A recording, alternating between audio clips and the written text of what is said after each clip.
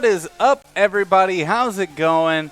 Happy Wednesday, new comic book day, the week after Comic-Con, so we have so many things to talk about. So many things to talk about. Zach and I have literally not talked about anything Comic-Con related for the last 4 days. I told Adam when he got back from Comic-Con, I was like, we're not going to talk. I don't want to talk to you. We're going to wait till Wednesday. We're going to keep all of it in until today. I have not discussed any of the Comic-Con news with Adam except responding to one of his tweets. That's it. That's all I did was respond to one of his tweets. No, it was a text message, wasn't it? It was a text message. Yeah. It was a bunch of bad words that I won't say because you were very excited. I was very excited. And House of X came out today, and it is good. It's exactly what I wanted from Hickman X-Men. It's everything I wanted from Hickman X-Men. We also had the Batman, the White Knight. Number one.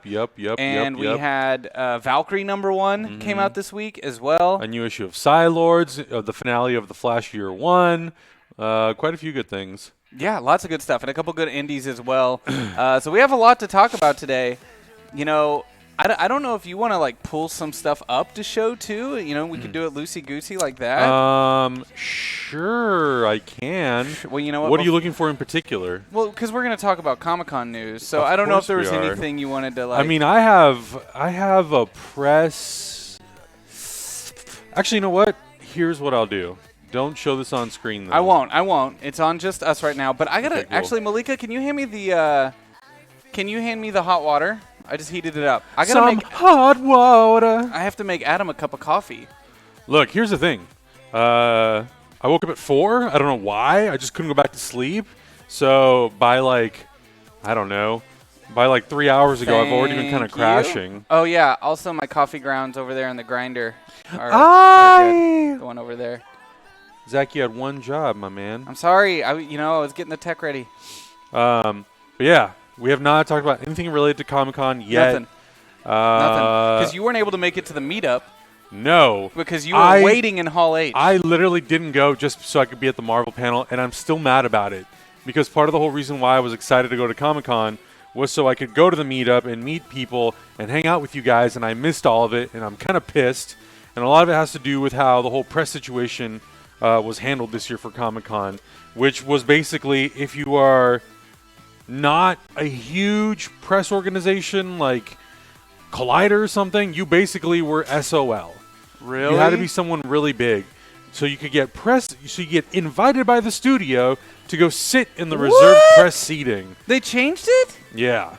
Bullshit. So it's kind of dumb. I was lucky enough that I got into the press line on Saturday early, that there was enough room that they would just let us in so we could just kind of find seating wherever we could. The day before, I tried going into the Russo Brothers panel, and I was one of 4 press people let in without a pass. And I had to go to the press pit. There was no other way for me to go experience that panel. But you did. I did. You experienced the Russo Brothers panel. Yeah, what was that like? We haven't talked about that. It was great. I mean, the Russo Brothers were mostly there. They talked a little bit about Endgame, and the moderator of the panel was very much like, well, if you guys want to do Secret Wars, do you think it's possible? Blah, blah. And it was fun to see them sort of like have fun with that question, but, you know, they were there to mostly talk about post-Endgame stuff.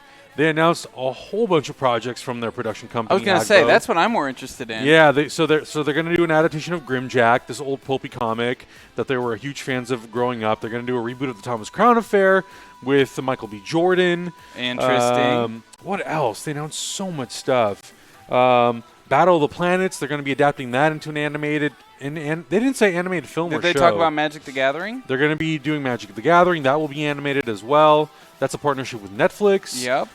They're doing a movie with Tom Holland called Cherry, which is an adaptation of a best-selling book. What else? I think that's mostly everything. But there was quite a few things. There was a really cool sizzle reel that opened it up that was about their journey through the Marvel Cinematic Universe that culminates, obviously, with Avengers Endgame. So it was really cool to see all that stuff. It was great, though. Did they talk at all about Deadly Class? Because they produced that as well. They did not talk about Deadly Class. Yeah, it's done. It's done. No more. But it was a cool panel. I just thought the press process this year was lame, mostly because they didn't forewarn people that that's what the process was going to be.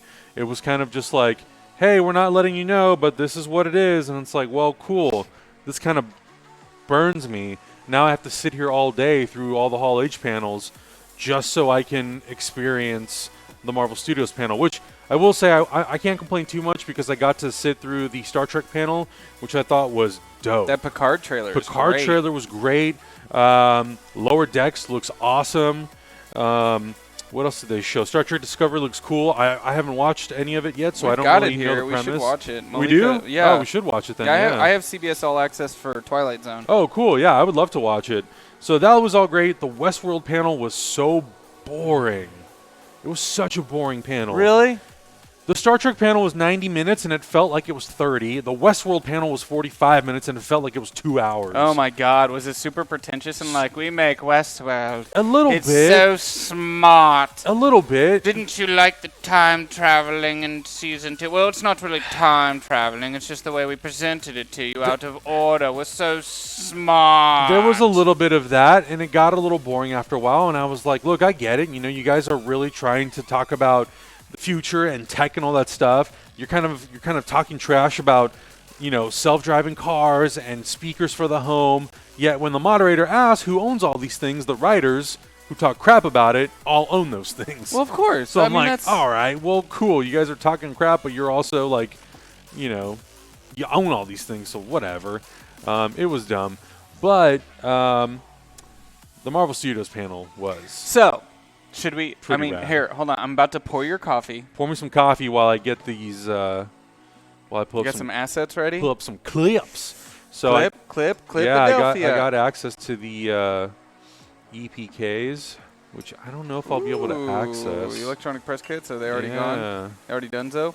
Your coffee, good sir. Thank you very much. I'm gonna go put some more. I gotta go put some more beans in here really quick. Go So put you some just beans in have there. fun continuing. Keep telling the audience about the panels you sat through.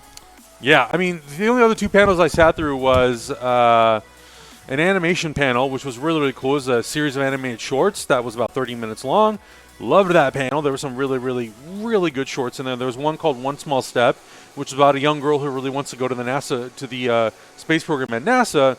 And throughout the whole process, she has a relationship with her father. You see the evolution of that and how she gets denied to go to the space program. And then events happen and unfold, and it's a very touching, heartwarming story. It's called One Small Step. I forget who the directors of that piece were, but if you look it up online, maybe search One Small Step short animated film, you might be able to find it. And then there was Women Who Kick Ass, which was a great panel. Betty Gilpin was probably the highlight of that panel.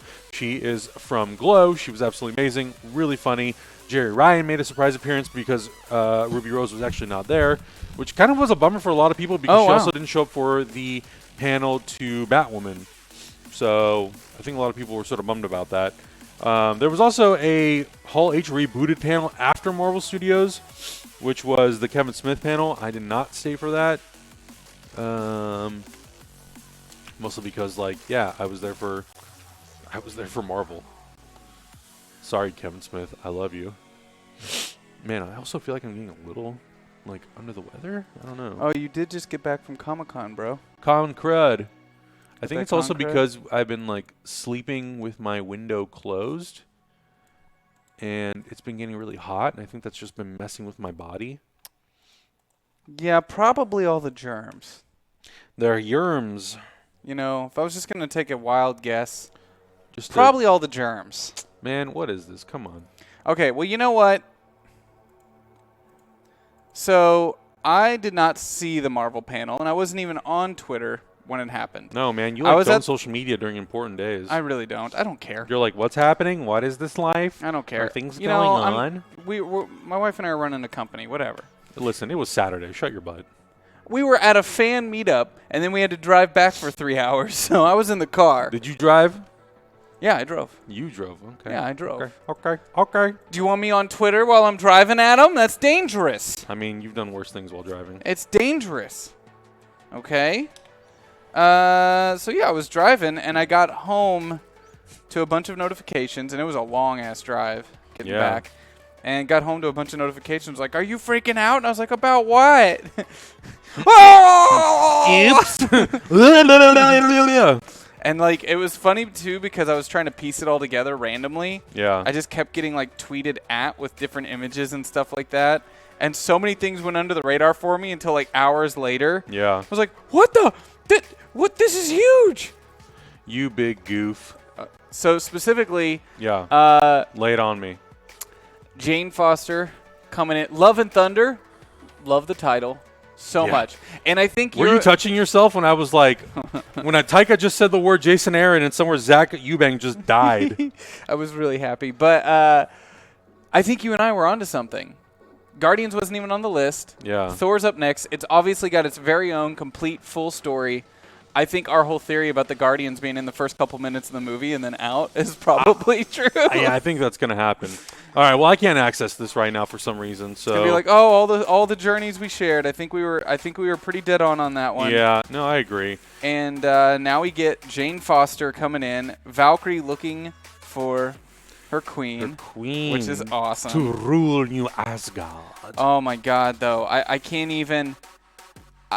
I can't. I'm just so pumped. I'm so pumped. You still don't even know what to do with yourself. I'm so pumped about all of this, about Jane Foster being Thor, and then bringing that into the movies. And it also makes me more confident because they keep doing this.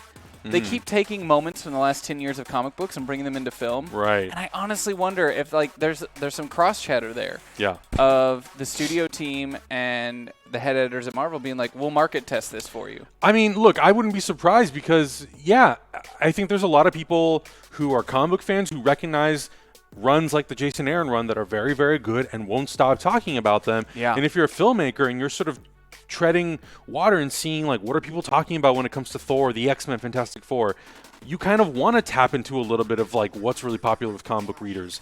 That's how you get them in. That's how you get them to bring in other people.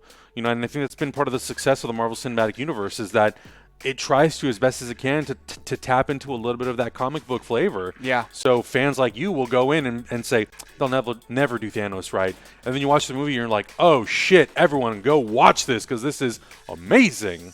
And I think that's part of the secret sauce that leads to their success is they can sort of take the best of the comic book world and as filmmakers and creators and producers, they understand, well, what makes this a good movie? How do we sell this maybe niche story that maybe only comic people will get and tell it to a broad audience where they can just enjoy it as an entertaining piece of cinema. So the other biggest news for me, a lot of big news out of Marvel that made me really hyped. Jane Foster back, and the fact that they got Natalie Portman back. She's back, and she came on stage and lifted the hammer. That says a lot. She apparently signed that contract 6 months ago. They've been hiding it for that long. Yeah.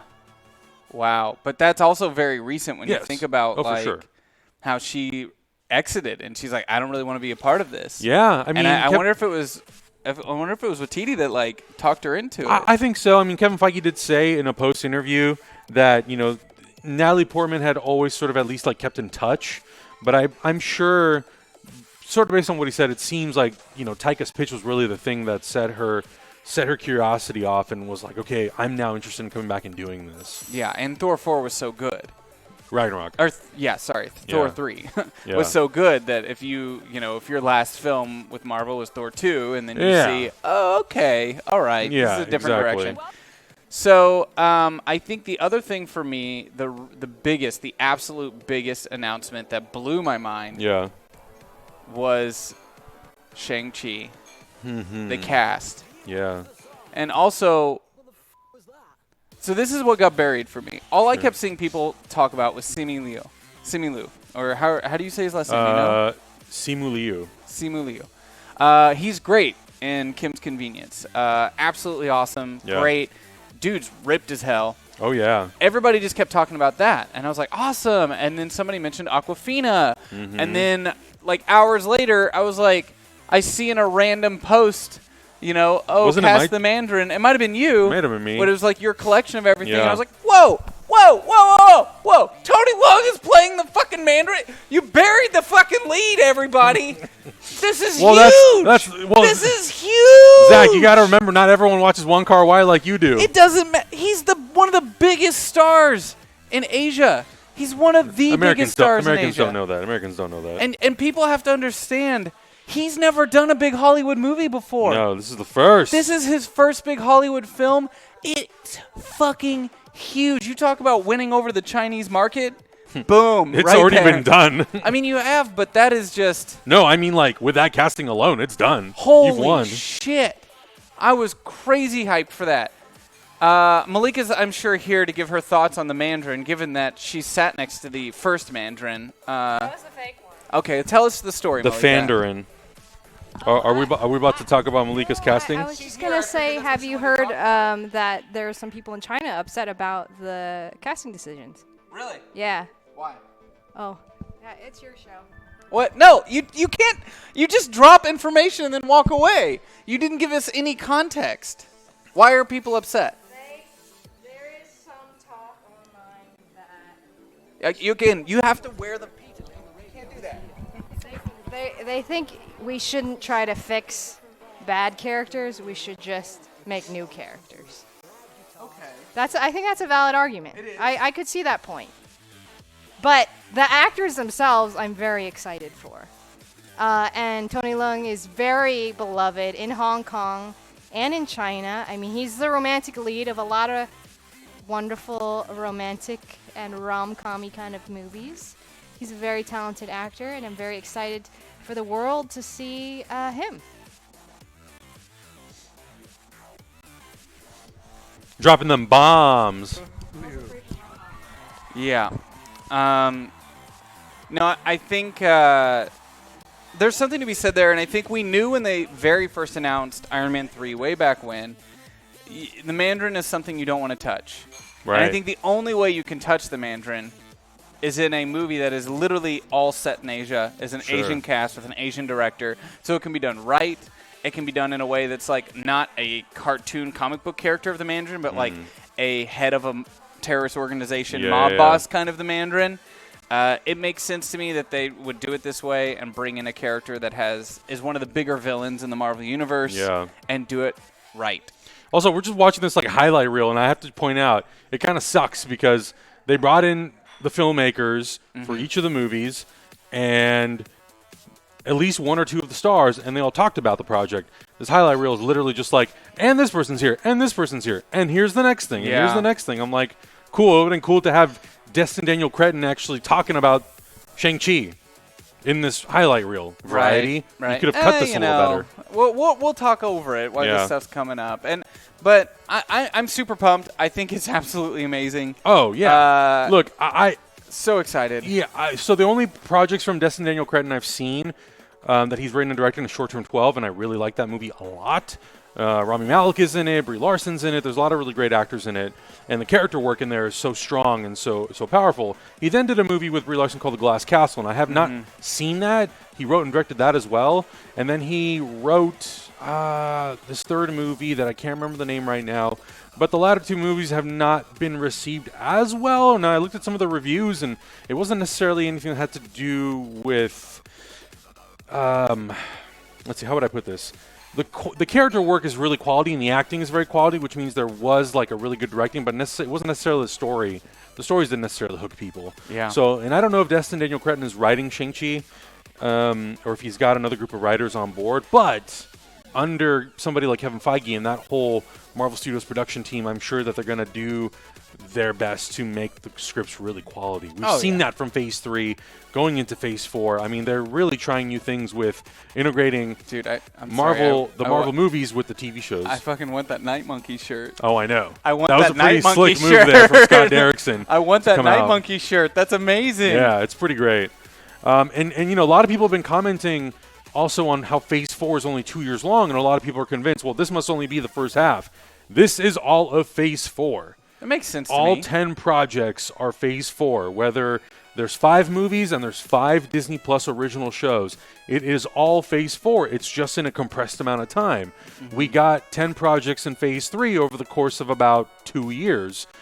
Phase 1 was 6 films, and that was over the course of 4 years. This is the first time that Marvel's trying to do an entire phase in such a short amount of time.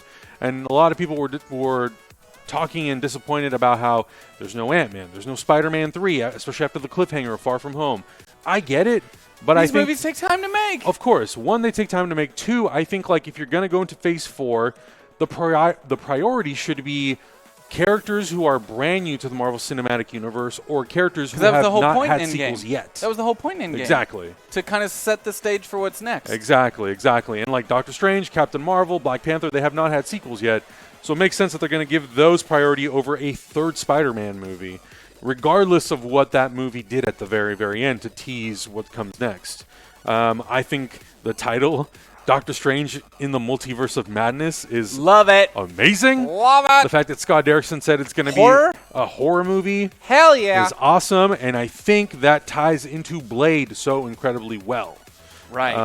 And that Blade announcement, did anyone see that coming? No. That came way out of left field. And Kevin Feige talked about that. He talked about how at the very end of the panel, which was like such a nut tease, where he's like, we're out of time. Little tingle jingle. He was like, we're out of time. I didn't even get to talk about how we're making Captain Marvel 2, how we're making Black Panther 2, how we're making Fantastic Four. Well, how we're making Guardians of the Galaxy Part 3. I didn't even get a chance to talk about the Fantastic Four. I didn't even get a chance to mention mutants, how they integrate into the MCU. At that point, people were just losing their mind. But I do have one more thing. Academy Award, but before he says that, he's like, but you've heard rumors. It's all rumored out there. You already know all this stuff. But here's something you probably haven't heard. Two-time Academy Award winner Mahershala Ali. And at that point, they had given us these Black Widow hats because Black Widow was the last movie that they sort of debuted on this thing. And he goes, but Mahershala, you have your own hat. What do you got? And he puts on this cap. And you couldn't really see it from afar, but then the panel, they zoomed in on the hat, and it was Blade. And that the energy in the room was probably insane. Everyone, including me, were like, oh my God! People lost their because you're probably wondering as he's walking out, is he going to be like a villain in one of these movies and we just don't know it yet? Yeah. I don't think anyone could have imagined they're just going to be like Blade. No, not at all. Not at all. Blade. No, and especially because the conversation around Blade has been happening for so many years, and the last one was in 2006, so 13 years ago was the last time we had a Blade movie, and it took time before the rights reverted back from New Line Cinema back to Marvel Studios, and now that we have it, we can do Blade. But Kevin Feige did reveal in a post-interview also, there was a lot, the thing I loved about this is that there was a lot of post-interviews on sort of behind the scenes of Comic-Con with multiple news outlets asking him, and Collider was the one who asked, is Blade a part of Phase 4? And Kevin Feige said no, it's not Phase 4. He didn't say it was Phase 5. Part of me wonders if he's not saying what phase it's in. Can you go back just a little bit? Look at this. Look at these people on the stage. Marvel has built something that is unreal. Yeah, it really is. Look, you have... This is the most diverse... David Harbour, cast and then I've you've got on the Marvel stage. Tom Hiddleston, David Harbour, Benedict Cumberbatch, and then you've got Angelina Jolie, Salma Hayek, Natalie Jeffrey Portman, Wright, Natalie Portman. It's what did you do, Marvel? Wild, what is man. this? But the beautiful thing about it too is if you look, there are also people that I have never heard of before. Yeah, who are TV stars. Oh my God, international stars. I mean, it's great. Like Richard Madden was in Game of Thrones. As someone who didn't necessarily watch Game of Thrones, that doesn't mean much to me, but that excites a lot of people who are a fan of the TV show. But then you see people like Chris Hemsworth and Tessa Thompson and Taika coming back. And all these amazing actors integrated in the Marvel Cinematic Universe, and it's going to be something special for sure. And I understand that there are some people coming up in the Eternals, especially, who are more well-known. Yeah. But the fact that Marvel has this reputation, like Simu Liu, of casting people who are not international superstars at the moment, just That's kind the of point.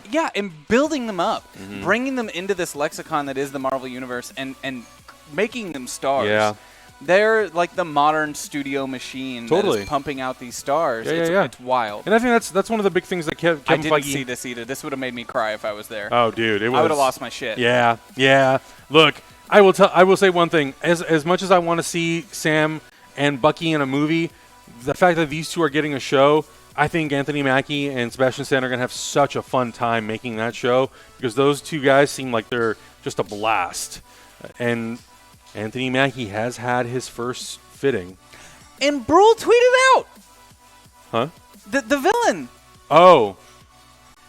Helmet We're Zemo's coming back with the mask. With the Fisk. So that video was actually played during that panel with Sebastian Stan and Anthony Mackie. It's like this intercepted transmission. Daniel Bruhl's like, you thought you were done with me? I know that this secret code doesn't activate you anymore, Winter Soldier, so I'm coming back, and I'm not done with you yet. And it was awesome. At the end, he puts the mask on, and you're like, great. Daniel Bruhl's an amazing actor. You don't use him in one movie. Give him something this time. I mean, the same thing with Paul Bettany. Yeah. Paul Bettany's great as the Vision. I cannot wait to see how Wanda brings Vision back in a post-Endgame world and how it embraces this like kooky sort of like 60s And so it's going to be weird, vibe. right? Seems like it. And we were speculating that maybe And Wanda's, Monica Rambeau? That's Monica Rambeau, the Fucking adult nuts, Monica man. Rambeau. This So is I don't know. crazy. I don't know how WandaVision. It's also crazy. I wonder if Wanda in some way is going to like go find a passage through time somehow. My little comic book Dude, heart. you're My not little even- comic book heart. I think it's going to be crazier than we think. And my little comic book the heart. thing that was a little upsetting I posted about this on Instagram, and we had somebody on Instagram who was like, I'm not interested in the digital shows. I'm not going to watch these digital series. I'm fine. only about the movies. And Get I'm outta like, here then. that's fine. But just understand that, like, this is not the Netflix Marvel shows. This is fully integrated into the movies. The Loki from Avengers Endgame who escapes in the 2012 timeline, that's the show that Tom Hiddleston is going to be in. That Loki is going to influence time and different timelines and different dimensions. I think it's going to be worth watching because the outcome of that ties show together. I mean, could tie into a movie. that's what Disney's betting on. They're like, well, how do we get people to sign up for a service? We're going to tie these course. directly into our movies. You have to watch. Kevin, would you be interested in making some original series that we can premiere on Disney Plus that can expand your cinematic universe, and we'll charge people $6.99 a month for it? Yes, I do. Yeah.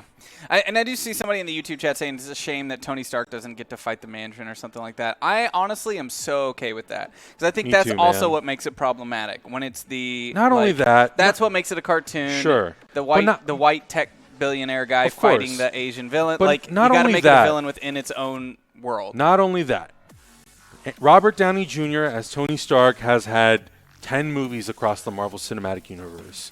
He's been there since the beginning. He finished it off. He was there for 11 years. Tony Stark has done his job in the course of these movies. And look, as much as I would love to see Tony Stark and Steve Rogers live on in the Marvel Cinematic Universe, maybe just retire them as the superheroes and let them pass the baton. Those two characters made big sacrifices in Endgame for this universe to sort of continue and thrive as it is going to. Yeah. So I think those characters did their job. And now it's up to these new Avengers to sort of carry the torch forward. I'm pumped. It's I'm going to be pumped. amazing. I would much rather see these stories than the other ones. Outside of like what TD's doing with Thor. Yeah. Because now I feel like Thor's been reinvented and I'm Yeah. all here for it. But these side stories and smaller characters, like that's what makes Marvel Comics for Yeah. me. Like hardly ever is the Avengers book the best book on the stand. Sure. You know? Cinematically, it's been the best. But I mean, even with Age of Ultron, it's been kind of like a little hit and miss. Yeah, hit or miss. And Yeah. I think, give a creator a run, let them do it. And more of these movies are becoming a template like comic books. And I think that's what's so cool about it. Oh, and it's so funny too because and I've even said this. I'm like, the Marvel Cinematic Universe is like an ongoing TV series. It just goes from season to season to season, which someone pointed out, like, you're not wrong, but also it's basically just a comic book. It is now a comic book universe where you can pick up an issue of Captain America and he's got his stories. You can pick up an issue of Iron Man, he's got his stories. And then it culminates in Civil War and things like Avengers movies and Endgame. So I think that's really, really rad. What If? I'm super excited about the What If animated series. So many actors from the MCU are going to come back to voice those characters. There was a whole list of them on the screen. Chris Evans and Downey were not in that list, but they have so many actors like Michael B. Jordan, Stanley Tucci, Chadwick Boseman, Renner. We're not even talking about Kate Bishop. Which was announced in this panel. There's actually a really cool photo in the press kit of Jeremy Renner. You can only see his silhouette, but it's just him cheering when the silhouette of Kate Bishop is revealed in the Hawkeye graphic. It's really, really and rad. they use the Matt Fraction, David Aja Logo. Hawkeye logo. In graphic style, yeah. Oh my God! Yep. If you give me any of that, I am Again. so fucking here for it. Again, I really, truly Give me believe. pizza dog. I want some pizza dog. I really, truly, and there's so many people out there who talk about, like, I'm not interested in comics, I don't want that, blah, blah, blah, blah, blah. It has an impact. When sales of a run of a comic... They're stories, you idiots! When the sales of a run of a comic book are impactful, and they can see that, whether it's the conversations on whether it's the sales themselves or just the conversations on social media, they take all those things into account and they say, well, okay, if people are so heavily talking about Jason Aaron's Thor or Matt Fraction's Hawkeye or this run of Spider-Man or that run of Iron Man. Can you imagine if you were a writer and you were a studio head and you have this immense pressure on top of you to make these things, and you've got a team of creators who have spent years sweating their life and blood into these characters to very little fanfare, and they've already tackled these issues that you now as a new hired writer to work for Marvel are having to tackle. Of course you're going to look at the source material. Hello. You'd be a fucking idiot not to. Hello. You got to dive in and you got to look at what's working and what's not working, and you have these amazing creators. Yeah. And honestly, I'm glad that right now the comic book industry is just like, I'm honored. Because in a lot of worlds, you wouldn't see that. Yeah. You think, like, Jason Aaron's honored that they're saying his name on stage. And in other industries, it'd be like, whoa, whoa, you're stealing my work. It was the same thing You're with stealing my work. Bendis, same thing with, Hickman, and the same thing with Jim Starlin when it came to there's just so much payoff right now if you're a comic book writer, because especially with a company like Marvel who is not shying away from the comics, they are embracing the comics. I do wonder how long this will go before somebody is like, yo, when am I going to get like paid extra if you guys using all my ideas in your movies? But at the same time, Marvel owns it all. Yeah. And Marvel would be stupid not to use the IP creation. I mean, we've been through this. We at Hyper helped create IP for Power Rangers. Do you think Saban is going to be like, cool, thanks for that, and then never use it? If they're smart, they're going to use the things that people are creating under their IP and get as much out of them as they can, especially if people are responding to it. Yeah. That's how IPs work. So if you've got that character and you're sitting on it, it's like, all right, Thor, what's been great with Thor in the last 50 years? Oh, this is dope. Yeah. We should do something with that. Yup. Comic books are awesome. If you're not reading them, you're only doing yourself a disservice. And I know a lot of our audience, especially on the YouTube end, who loves your superhero content. Please read them. Read more comics, man. Take it from me. I started reading a lot more comics since doing this show, and I'm so thankful for it, because now I'm going to read amazing things like the Jason Aaron run of Thor, and I'm going to go see Thor Love and Thunder, and I will probably be so damn satisfied to see that influence on the big screen. Yeah.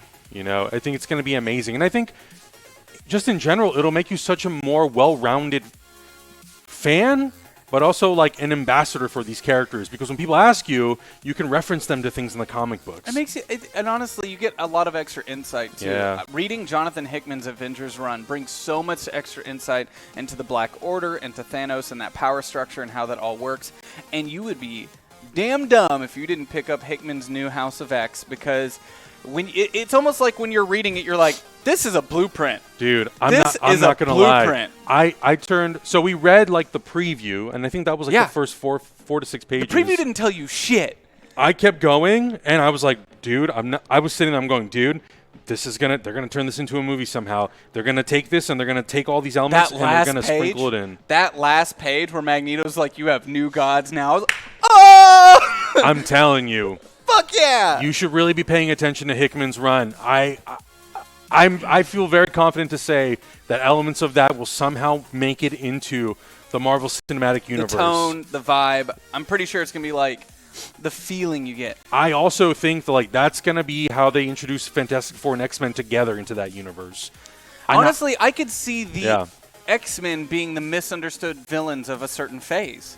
Mutants. The way it's set up in House of X, you definitely get that feeling from the human perspective, and even the Fantastic Four perspective a little bit. Yeah. Like, Reed's conversation with Cyclops, with Scott. It was such a Scott thing, too. That made me really confident to see Hickman gets modern Dick Scott. I was like, oh, thank God they didn't pull back on Scott. He's still a dick. The tension in that, like, one page of dialogue was so tense. I was like, if this is how they find a way to bring in F4 and then to wrap X-Men into it, it is going to change the dynamics of the Marvel Cinematic Universe in a beautiful way.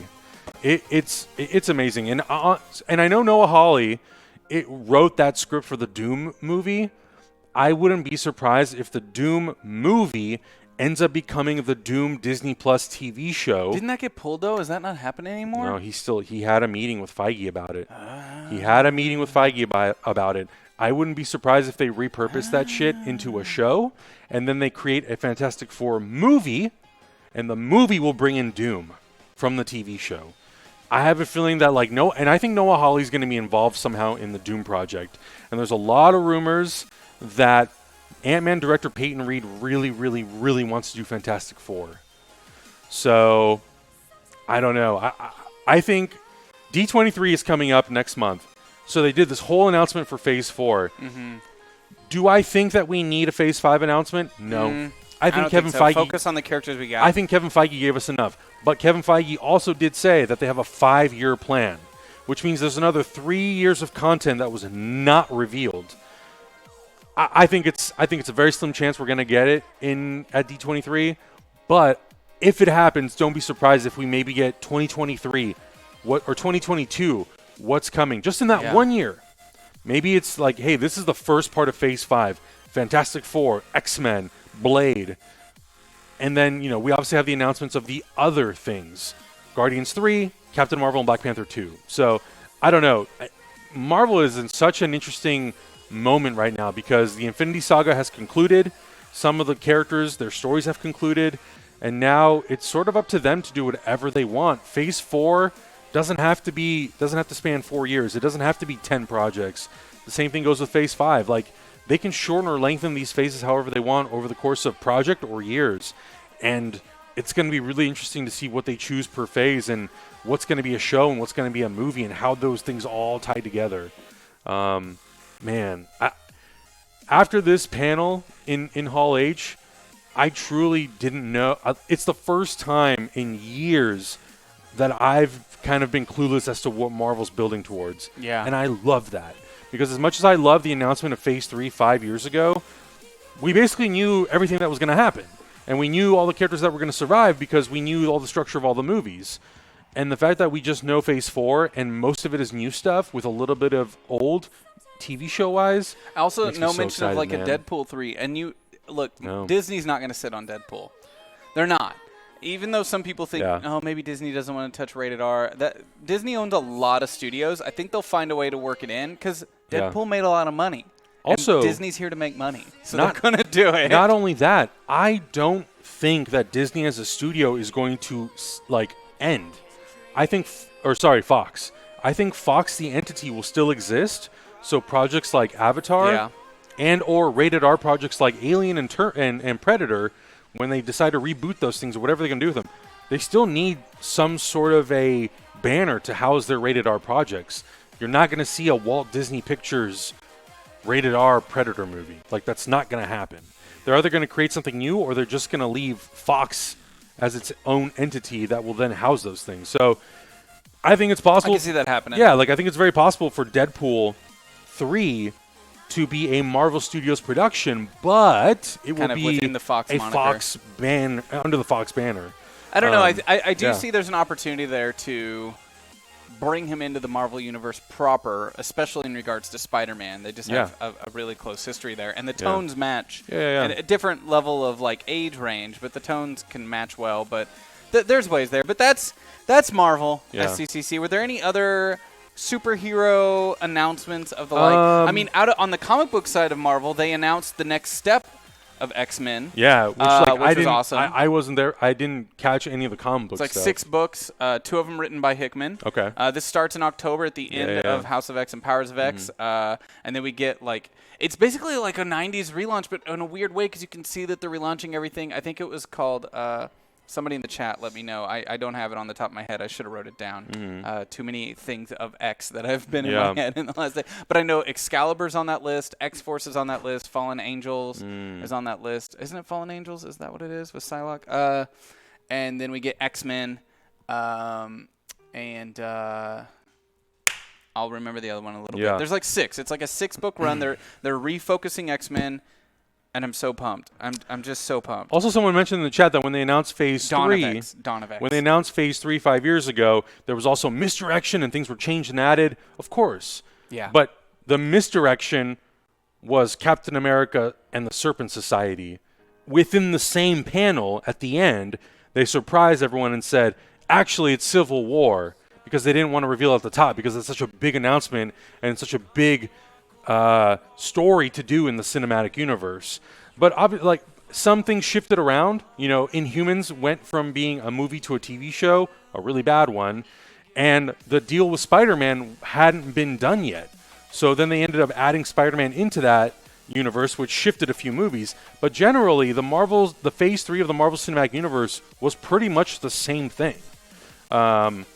So I think this is the Phase 4. And Kevin Feige did say that, like, look, is it possible that we might shift a date or we might add something if we find a new opportunity? Of course. As of now, this is Phase 4. Yeah. So, in terms of other announcements, though, I didn't really get to go to too many other panels, but the thing that did excite me... Crisis on Infinite Earths. Yeah. So, Brandon Routh is coming back as Superman. Is probably one of the coolest things ever. And the fact that he's going to rock that Kingdom Come Superman suit will be... That's pretty cool. dope. I will admit, that's pretty cool. Yeah. The other question I had for that, I heard a rumor. I don't know. You could maybe shed some light on this. 'Cause I just see things in tweets. Sure.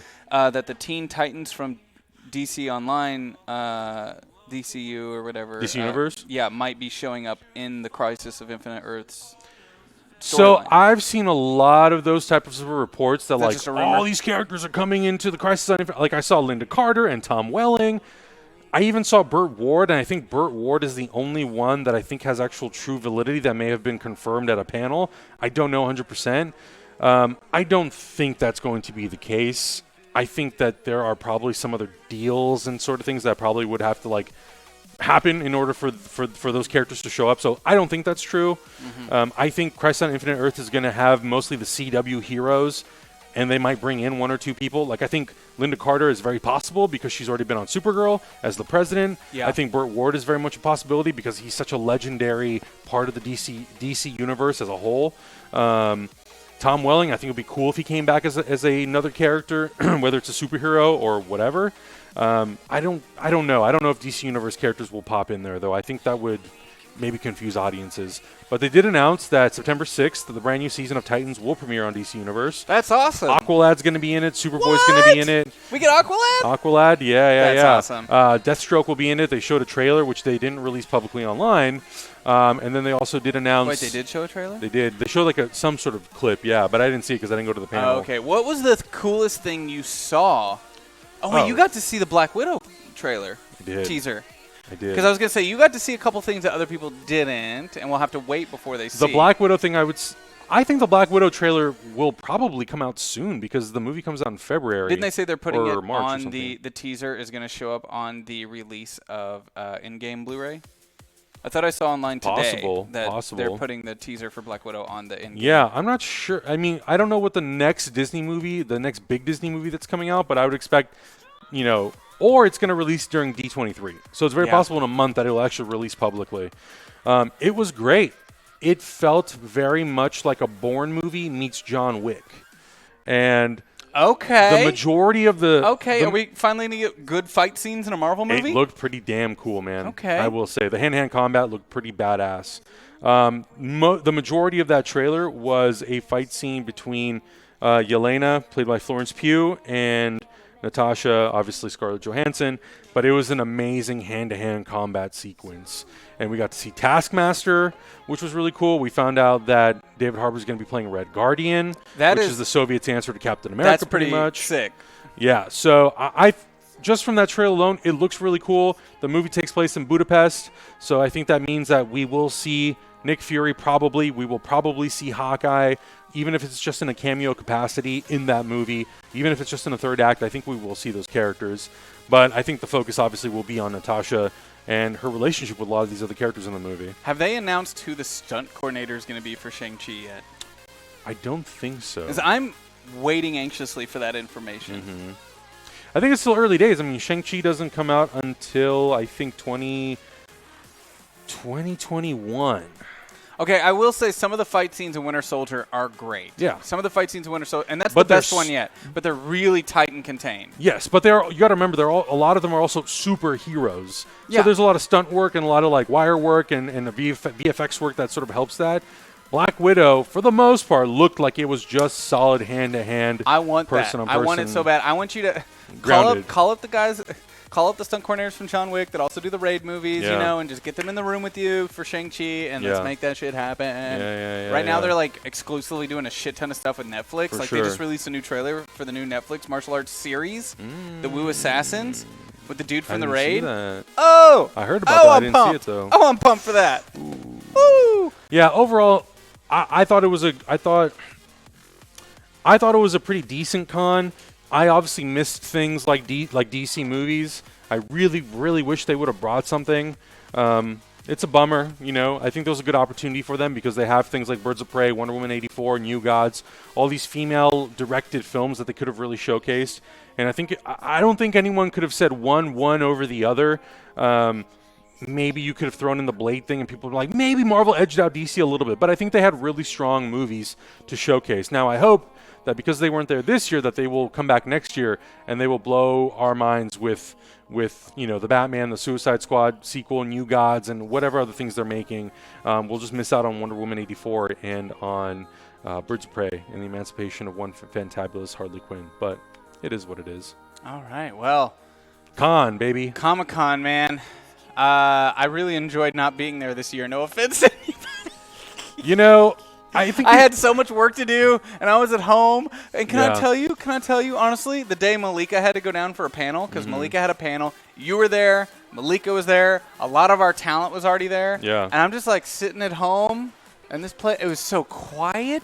Also, Friday in this complex, there were less cars in the complex than Christmas. wow. Because everyone in this freaking complex was is an probably influencer, at and Comic-Con at or Comic-Con, something. there were like no cars. This place was just so Yeah. quiet.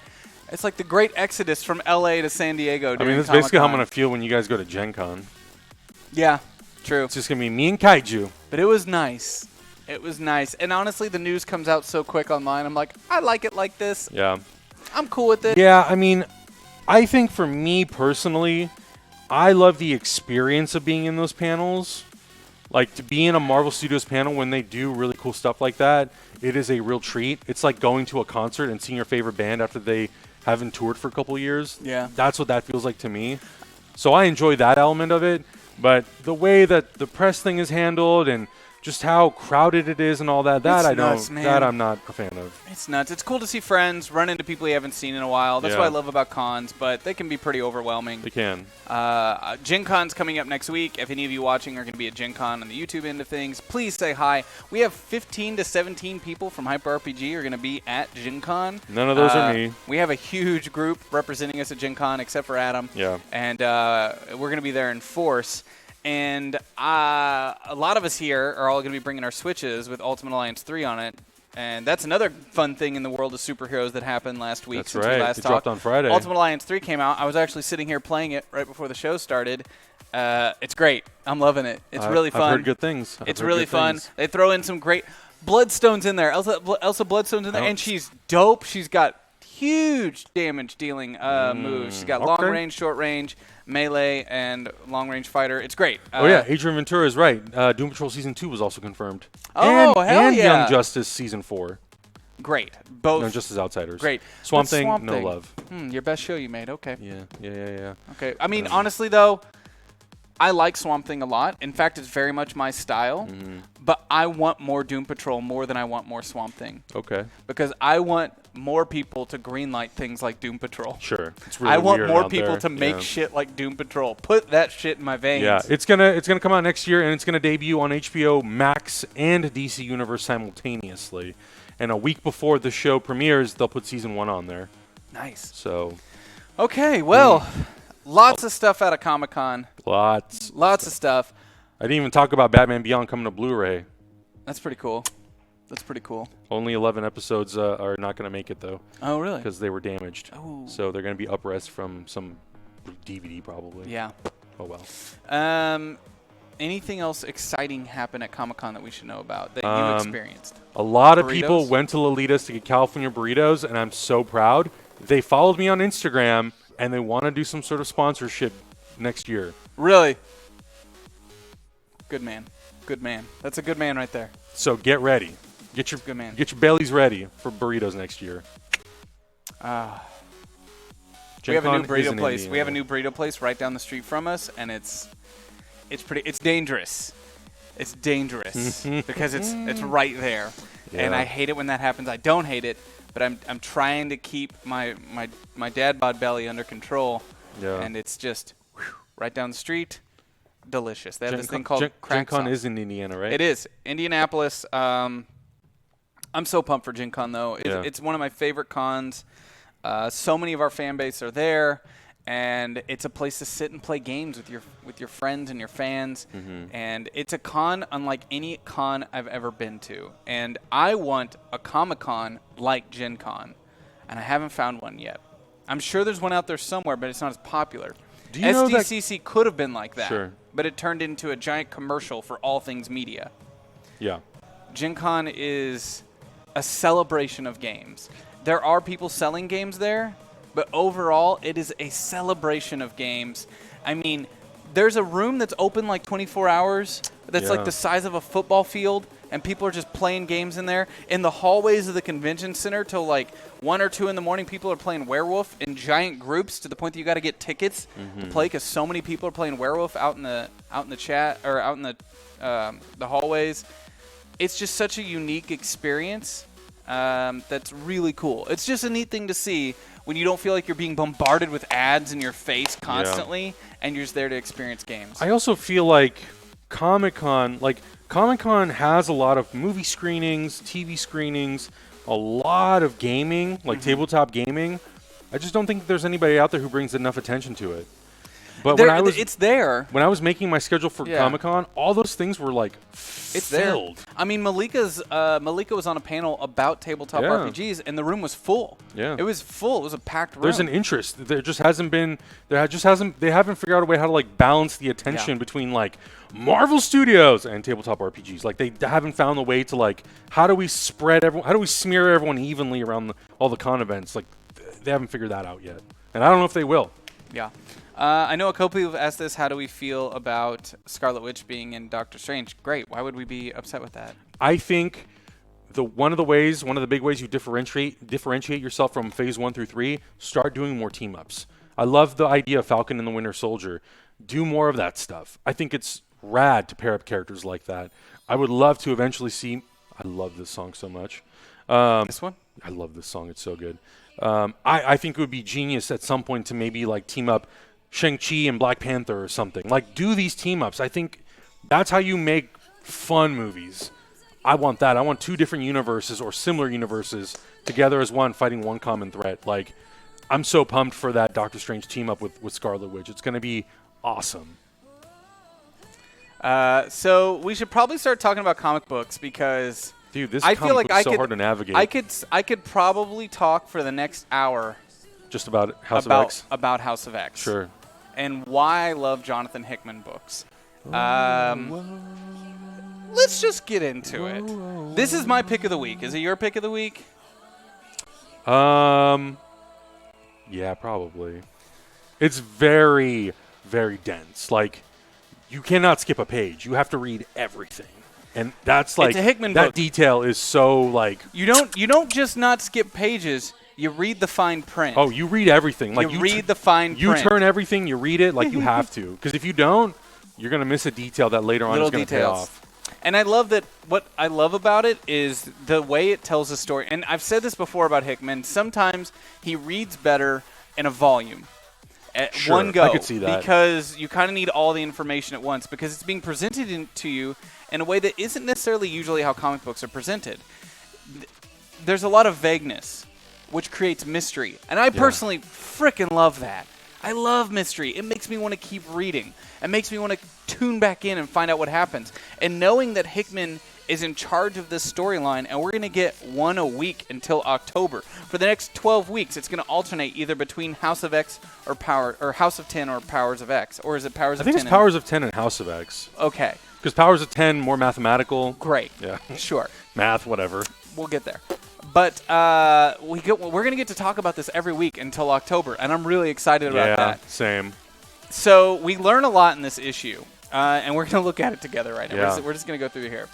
I love this. Don't skip anything. Literally read all of this. I love this. There's so much stuff. Well, for one, even the fine print right here, Kra, Koa. Like it's Kra 0.1, Koa 2.1. So it's like already when you first start the book, you're getting a little bit of this like Kra, Koa. Humans of the planet Earth, while you slept, the world changed. Professor X. And at the bottom, The very bottom down here, you won't be able to see it. I can try. Should be able to go. Yeah. Xavier Alpha. Interesting. I don't know what that means. And what I love about this is, as a person who reads X-Men books, I don't know what a lot of this shit means. Oh, you think you felt that way? You were probably really lost. Dude, I was like going through it. I'm like, cool. I know a lot of these characters, but then there's a lot of concepts and ideas that I'm like, if this has been present in any other X-Men book, boy, did I miss out, because I don't know what the hell this is. And I started freaking out on this page. This is when I lost my shit. I started reading this at midnight last night. I could tell because you tweeted me at 12:20 while I slept. I was like, what? I did not see it going this direction at all, and I still don't know what it means.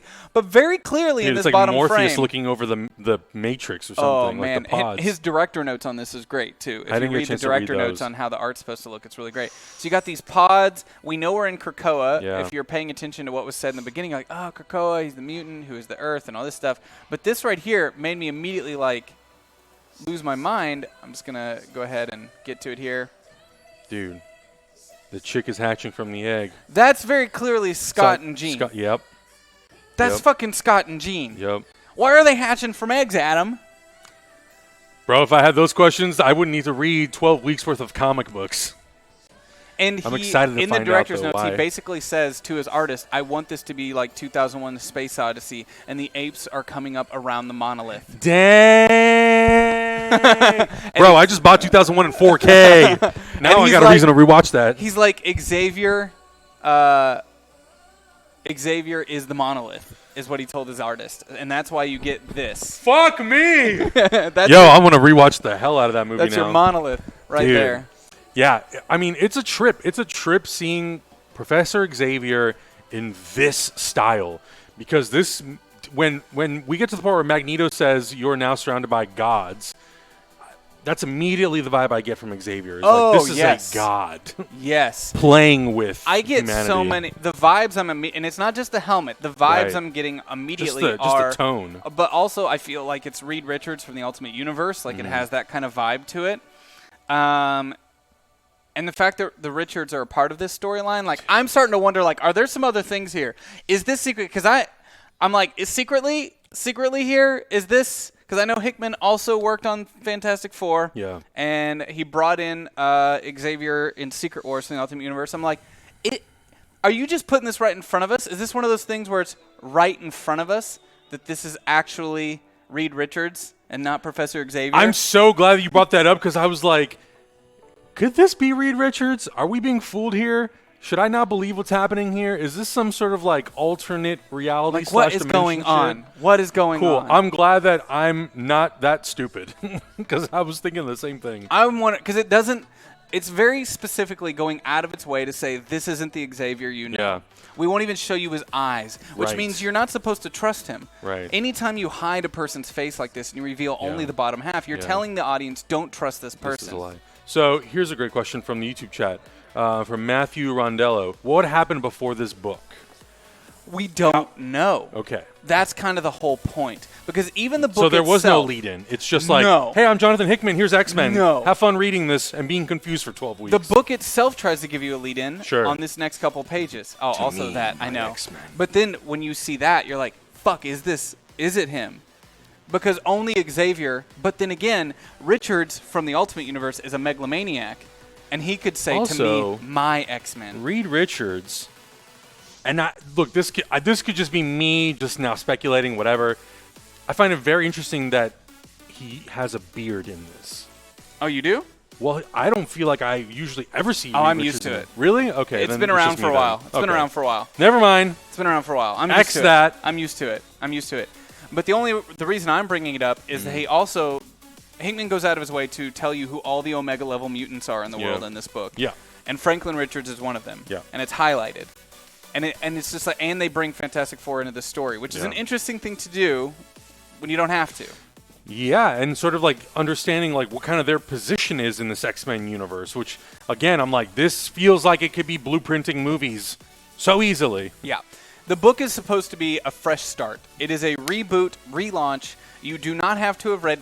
I think he understands. Everyone knows the X-Men, but you don't have to have been reading the continuity of the X-Men up to this point. Plus, I'm sure it's just as like crazy as the movie continuity. Right. So, issue 1, the house that Xavier built. Already, I'm just like, I'm getting so into all of the little details. Yeah. It lets me know I'm in a Hickman book again. We even have Hickman's design language that he's using, which I love how they justify it in the book. Yeah. Krakoa would have its That own was language. really, like, I will say, just the language thing itself, I reread it 3 times because I'm like, this is fascinating. And looking at the differences between all the symbols, how it affects the mutants, how it affects people. I'm like, this is some next level, like, thinking. I love it. Yeah. This is why you hire Hickman to be a shaper of your universes, and I wish I could be in those pitch meetings. I want to be in the room when Hickman pitches. I think you would just pee your pants. You're like, what? Yeah. Yes! Give it to me now. So the only insight that you get, the only flashback that you get is this. This is all you know of what happened first. Yeah. 5 months ago on Krakoa. That's the longest back that we get is from this point. And we get the understanding, and this is another one of those things Hickman does where I'm like, I hate you for this. Right when they first introduced us to the human characters, it talks about how everyone in the world got the same message beamed into their brains from Xavier. But they don't tell you what the message is. And then in the back of the book, in the script, the script starts with the message that Xavier sent to the world, and it's blacked out like it's confidential. I'm like, you son of a bitch. This is going to be a painful 12 weeks, isn't it? Yes, and I love it. I love it. I love these kind of stories so much. Oh, man. So all you get is these flowers. Yeah. Which, by the way, let me... Is that supposed to be Colossus? Yeah. Then Storm. We have the moon. Nightcrawler, it looks like. Yep. The blue area of the moon. Mars. I don't know who that character Armor. is supposed to be. Oh. And then we got Beast. Oh, that's Beast. Okay, I wasn't sure. That's what I thought, but I wasn't 100% sure. And Kitty Pryde. And I love this. They're not telling you the names. They're very No. clearly sent on a mission. And then when you find out that each flower has the ability to create, not each flower, there's different types of flowers. Yeah. And there's another thing. I love graphs. I love hidden information. I love ARGs. And when you give me all these little sprinkles, I'm like, ooh, yeah, more stuff to suck up. This is great. I get so excited. You find out in one of the passages in this book, one of the little graphs, that there's like 6 different types of these flowers that Krakoa has created. Yeah. 3 of them affect humans, 3 of them affect mutants, and one of them is it creates the portals that they can walk through that take them to the other portals. Yes. And that's where these flowers have all been planted, Yeah. or in the different spots where they want portals. Yep. So the moon and Mars, which I feel like is going to be very important. Well, actually, that's one of those things I wish I didn't read the press release for Dawn of X. Say nothing. Okay. And that's the This was cool. I liked how we went from this to the next one, and you're like, oh, damn. So this is what's happening. Okay. Interesting. I am so in love with this. X-Men needed this so bad. It needed a grand design to bring it all in and make it like one story. And I told you, like, if you go back and you read those Avenger books from Hickman, they're so cinematic. This is what I mean. Like, when you're reading this, do you not feel like this is unveiling like a movie? I told you. I went downstairs to go get something, and as I walked downstairs, I was like, Zach, these first 4 pages are going to be a movie someday. Yeah. They're going to find, like, Feige will adapt this into a film. Maybe not everything. They don't tell you everything. But they give you just enough to keep you going through the pages. Thirsty.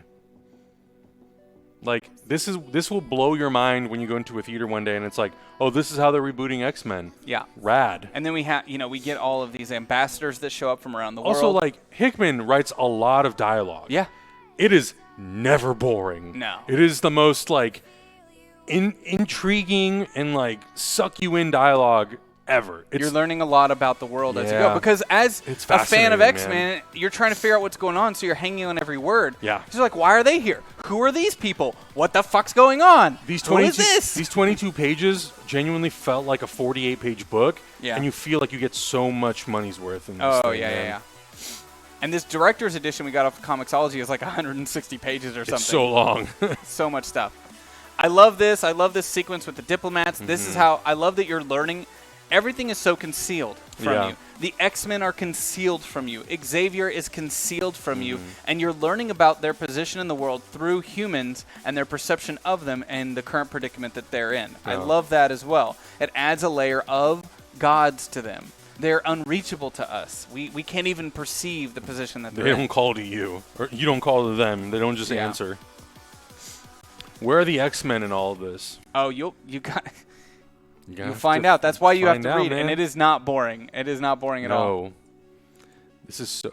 That shit is like out of The Shining creepy. I know, right? That's the other thing too. Is like I think we're sort of used to the X-Men for the most part being something to like look up to and aspire towards, or be inspired by it.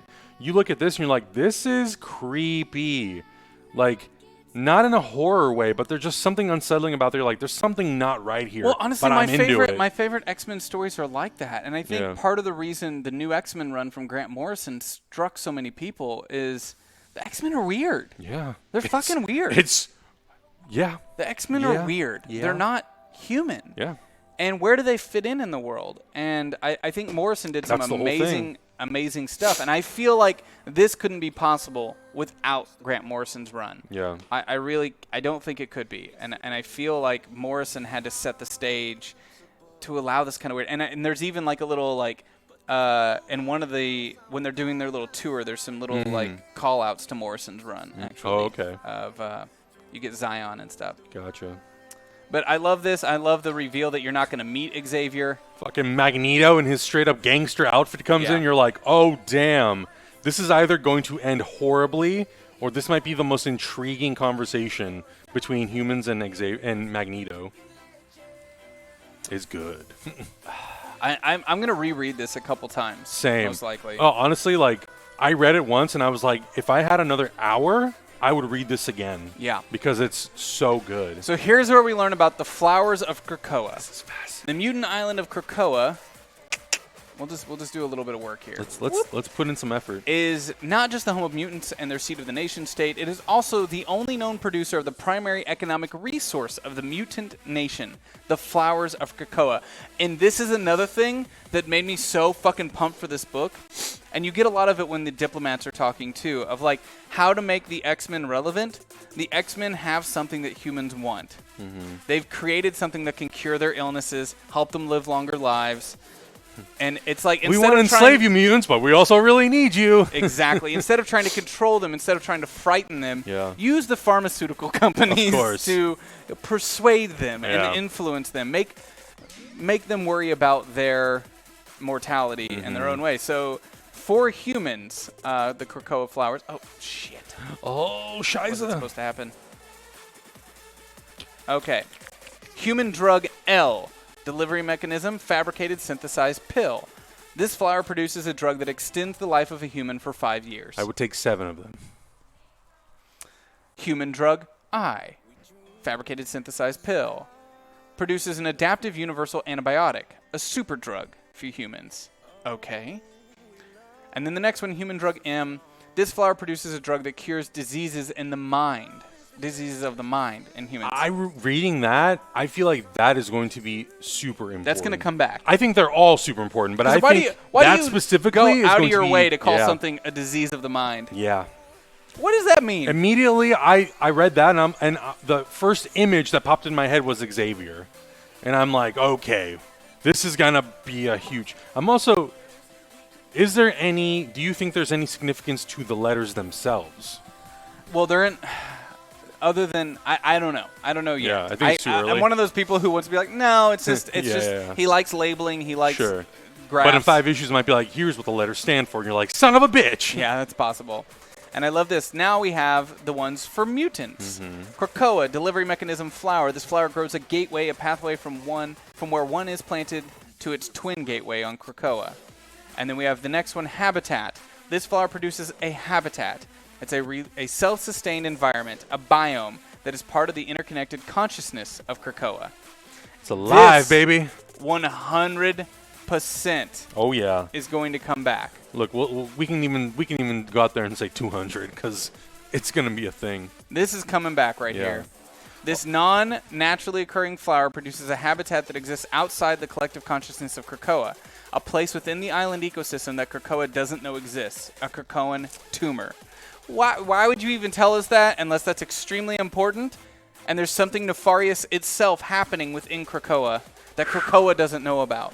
So I love that. That Also, makes me really excited. I love just like, if you look at the symbols all together, the very subtle differences in between each of them. Oh, yeah. You know, half of a piece missing here, a shape missing there. I think all that stuff is going to matter, and it's all going to align somehow.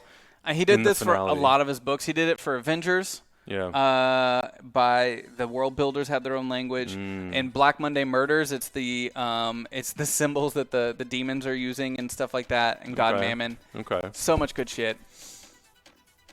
Who's calling me during our very important show? Get out of here. So Uberbaldi's like, this is why it's Reed Richards and not Xavier. I don't know. Knowing Hickman, he could also just be pulling our leg, and it's actually Xavier, and Xavier has changed. It could be a clone. Who knows? But the thing is, they never reference the beginning again. Mm-hmm. When you see them come out of the pods. Yeah. And everyone just reacts to Jean and Scott. Yeah, it's as just if like they're Jean and Scott. Like, and I'm like, what is going on?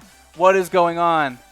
So we saw this in the preview where they go through the portal and they're led to Krakoa. We now understand that this is kind of the move-in day. This is the day when all the mutants on the Earth are allowed to move to Krakoa, which is an island just for mutants, which we have seen in the X-Men books before.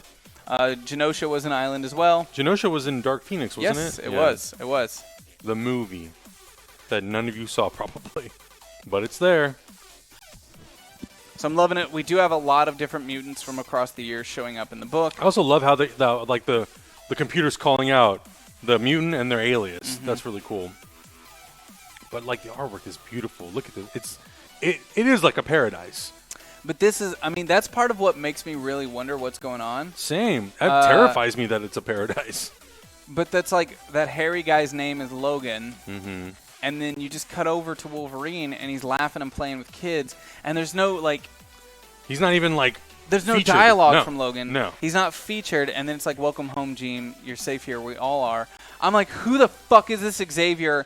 What is going on? There's so much mystery. It's unintentionally, for me, almost like a horror thing. You're just like, what the fuck's going on? I 5,000% agree. Yeah. I mean, like, as soon as I put it down, I was like, okay, is it clones? Is it like some parallel, alternate, mind-bending universe? Like, this is too unsettling. This is like, X-Men shouldn't have it this good. Like, it's that sort of like a weird vibe. So we get our first look at Krakoa, and we also get the looks of the places on Krakoa. House of X, House of M, Arbor Magma, Arena, Academos Habitat, Transit, the Oracle, the Grove, the Cradle, the Reservoir, the Wild Hunt. I'm like, what are these things? I want to know now. I want to know now. Also, so I'm a little confused by the map. It's highlighted in red on the world map. Is that where Krakoa? This is where Krakoa is. Because then it says close up. Okay, cool. The Pacific. Cool. Yeah, so it's like the Sure. It's just like it's west of United States, basically. Yes, just outside. Yeah, New Zealand and Yeah. All the islands. all the islands, Indonesia, all that stuff. Or north. Is of the New hidden Zealand, I guess. 13th the grotto? But Yeah. which is like far if you think about it. Like that's really far. Right. And I like that the map here points out where they are, gives you a good visualization. And I think this place that's sunken under the water will come into play at some point. oh, that's true. They do make a point to tell you. Why would you? That's blacked Why out. would you? That's blacked out. Yeah, so that might be the hidden place that Krakoa can't see. Oh, we didn't even get into talking about this. Yeah. Oh my God, they established an entire new force of people to fight against the mutants. I love this. This is another thing I love about Hickman because he does technology really well. And I love that the X-Men are being set up as the Earth, the evolution, the next step of human evolution of the Earth itself. Flowers, everything's really organic. Yeah. And then the enemy is literally in a giant spaceship flying around the sun, which looks like Soul's hammer. So it's like tying into Tony Stark stuff. And you get the idea that this group is made up of many different other groups. This art through here gave me serious Low vibes, like art from Low. But we've got AIM. I believe that this group... Oh, they're name dropping like crazy in this part of the book. Oh, it's they are. Amazing. There's so much stuff going on. And then there's the big reveal as well. And I'm not going to reveal all the text that happens in here because there's some really good shit. That's a Sentinel right there. This is a Sentinel. Yep. Dude, yeah, just like going through these pages, I didn't know what to expect, and then there's the reveal, and I was like, yo, what the fuck is this? What? And it's a protocol that was enacted, put in place before all this stuff went down, and the protocol got enacted because Xavier did what he did. So this is the human response, a safety net, if the mutants ever did something like what Xavier just did. And you get that reveal. You get fucking Master Mold up in here. I believe they refer to it as Mother Mold, but this is just too good. Every time I'm reading this book and my little X-Men heart is like, this is crazy. You better be careful you don't give yourself a heart attack. You're that excited. So pumped. Oh, man. And it's so just epic in scope, and that's what I really love about it. It's just freaking epic. And that's the human response. But then they go on to explain to you Orcus Protocol. So Orcus is made up of AIM, Shield, Hydra, Strike, Sword, Alpha Flight, Hammer, Armor, and Hydra. It's a collection of human organizations. It even tells you the percentage. Like, Yeah. that's how detailed this thing is. I love it. This is It's so Hickman. unreal. Initial establishment of the Doomsday Network based on the evolutionary research regarding the extinction level population density of Homo sapiens superior. The Cro-Magnon Problem by Dr. Alia Gregor. Gregor was in the last page. So you know now she's the one who wrote the book and like all this stuff. Recruitment of assets and strategic organizations, AIM, SHIELD, Strike, Sword, Alpha Flight, Hammer, Armor, Hydra, as well as funding from black budgets and other human-centric financial considerations. I love this because in the past, the enemies to the mutants were always like extremists. And in this, it's literally just humans.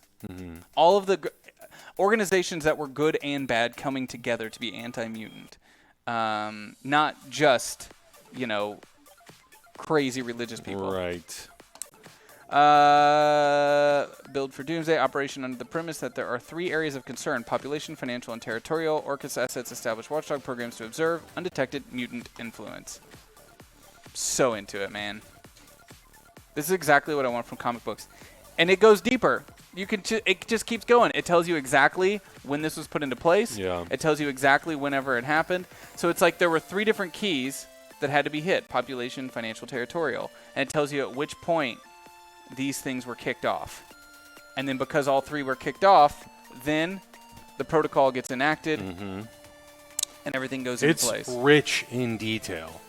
And I feel like that's understating how rich in detail this whole comic book is. And I love this too, because then we get a look at some of who we know to be the Brotherhood of Evil Mutants. Right. And you're like, right? Are they? What? Right? Yeah. Right? That's what's so good. Damn. Yeah, you love see it. Mystique, Sabretooth, and Toad. They're going They're on a stealing mission. some sort of information, They're going on a mission. but it's a mission. And we've already seen Magneto, and usually they're following Magneto's lead. So you're like, wait a minute. What's happening? Who are they Going working for rogue? then? What's going on Are here? they a part of Krakoa too? Yeah. And then Boom. Johnny Storm. Fantastic And the Thing. Four shows up, and I do love this, though. Both of you, I got this. Oh, yeah. And then the next frame is Yeah, boom. Just getting knocked clobbered. out. Yep. Man. Just more of like what they've got. More and grass, yeah. all the good stuff. So much good shit in Yeah. here. But also, I love how it's like you're seeing the Brotherhood fighting the Fantastic Four, and in the middle of the fight, okay, let's cut to what's happening now back on Krakoa. You're like, oh my God, how can you do this to me? You don't want to skip because you're just so into it. Yeah. And I love this too. Like you said, it explains the language Yeah. and why wouldn't they have their own language? Yeah. You know. Magneto's just getting saucy with these people. He's like, it's our language. Oh, I love how self-righteous Magneto is in this book. Yeah. I love it because it reeks of this feeling of like I'm validated by Xavier now. For years I've been telling Xavier what we should do, and now I am validated by all of this, and I am his spokesperson for it. It's great. When are we meeting Xavier? You're not. You're dealing with me today. Like, oh, damn, okay. This is a different X-Men.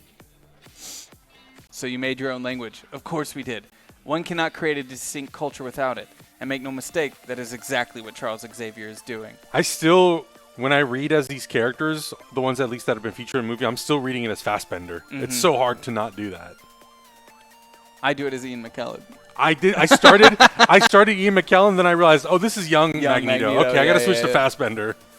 Yeah, so now you can kind of see like all the different places the set gateways. And then we've got Zorn over here from Morrison's run, which is pretty cool. Yep, and then I'm not going to tell you everything that happens in there. It's a lot of stuff. But like this right here, oh my God! I was waiting for like, I don't know, something drastic to happen here. This is physically. the smug dick Cyclops that I sign up for. Ah, how wonderful! The Richards family. I'm like, oh, this asshole's going to say something snarky, isn't he? My favorite Cyclops is Dick Cyclops. He's so awful. It's like such a tense 2 pages of dialogue. I'm just like, yo, I'm terrified what's happening with these two characters right now. These guys are either going to start fighting or it's just going to be a dick measuring contest. And I'm liking this is a realm of Cyclops and even his relationship to the outside world. They explored a little while back after the 198. There was a while where the X-Men were the official superhero team of San Francisco. And the mayor of San Francisco was kind of like giving them sanctuary. And there was a little bit of that Cyclops in that moment, too, you know, of like, we have the support of a city behind us. And in this, it's very much like, I'm a diplomat. Yeah. You know, and they have immunity. Yeah. They have amnesty.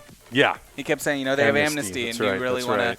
And, you know, it's like, fine, take him, but we'll deal with it later in other ways. And it's oh, my God. This right here is just... it's so good. It's so good. I've never felt more like my heart was beating because I was like, what's going to happen here? It's great. I love comic books. I love it because, it's like good.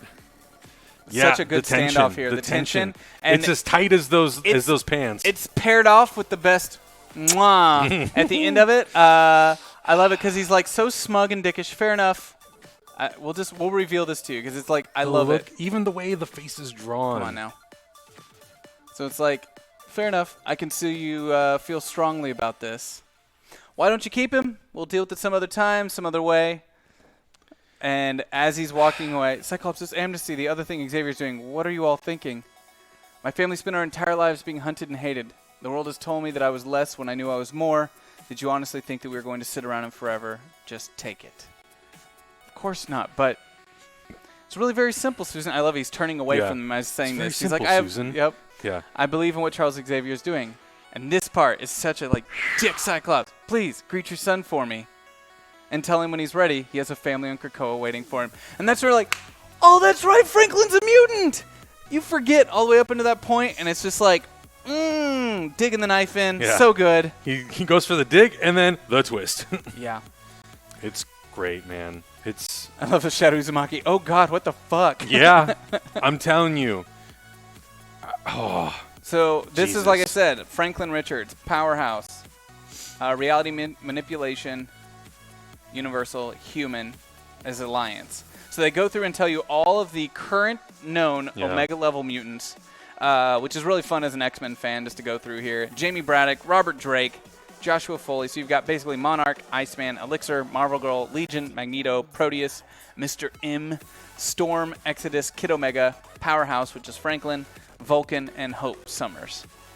These are the known Omega-level mutants, and they tell you who their current alliance is. And I do love that Jamie Braddock is currently under none. Yeah. That's great. And we've also got and unknown. Franklin is human. Franklin's under Human Alliance. I also love that David Howler, Legion, unknown. So some good stuff. Iceman got powered up. Oh no, Mobius. Iceman's been Omega level mutant for a while now. He's been at that like Omega level for a while. He's crazy strong. But this is what I think it makes this book so this first issue so good is instead of kind of leaving you hanging, Hickman gives you so much context and information. It almost feels like you're just reading like an informational booklet about X-Men. Yeah. It's unreal. It's setting up It's the like story. reading a history book with just And like extra stuff. I feel like that's how you do it. Yeah. That's how you introduce new people to it. Right. You start from the beginning, but there's still so much mystery. Yeah. Because you're like, what was the message he sent? How did we get here? Who is this Xavier? Why were they crawling out of pods? And why is this so badass? Dude. Every time I turned the page in this first issue, I was like, I'm not going to read anything better this week. Yeah, I'm really so not. good. Oh, man. The colors and the artwork is just like, oh, God. See, I know how you humans love your symbolism almost as much as you love your religion. And I needed you to understand. He's telling them why they're having their meeting in Jerusalem. You have new gods now. Love it. I'm just like, yo, oh my God. It's so good. I can't wait. I wish Power of 10 was coming out tomorrow. I know. I'm so excited that every week now we get to talk about this. Yeah. And it's kind of like you get to start a new journey of the X-Men. I know, and I'm together. so stoked. I'm going to reread this before I reread Powers of 10. And then every week I'm just going to keep rereading. So here's our, like I said, here it is. Here it is, the July the 21st, release dates. 31st, 7th, 14th, 21st, 20. Like, we got it. Like, boom, boom, boom, boom, man.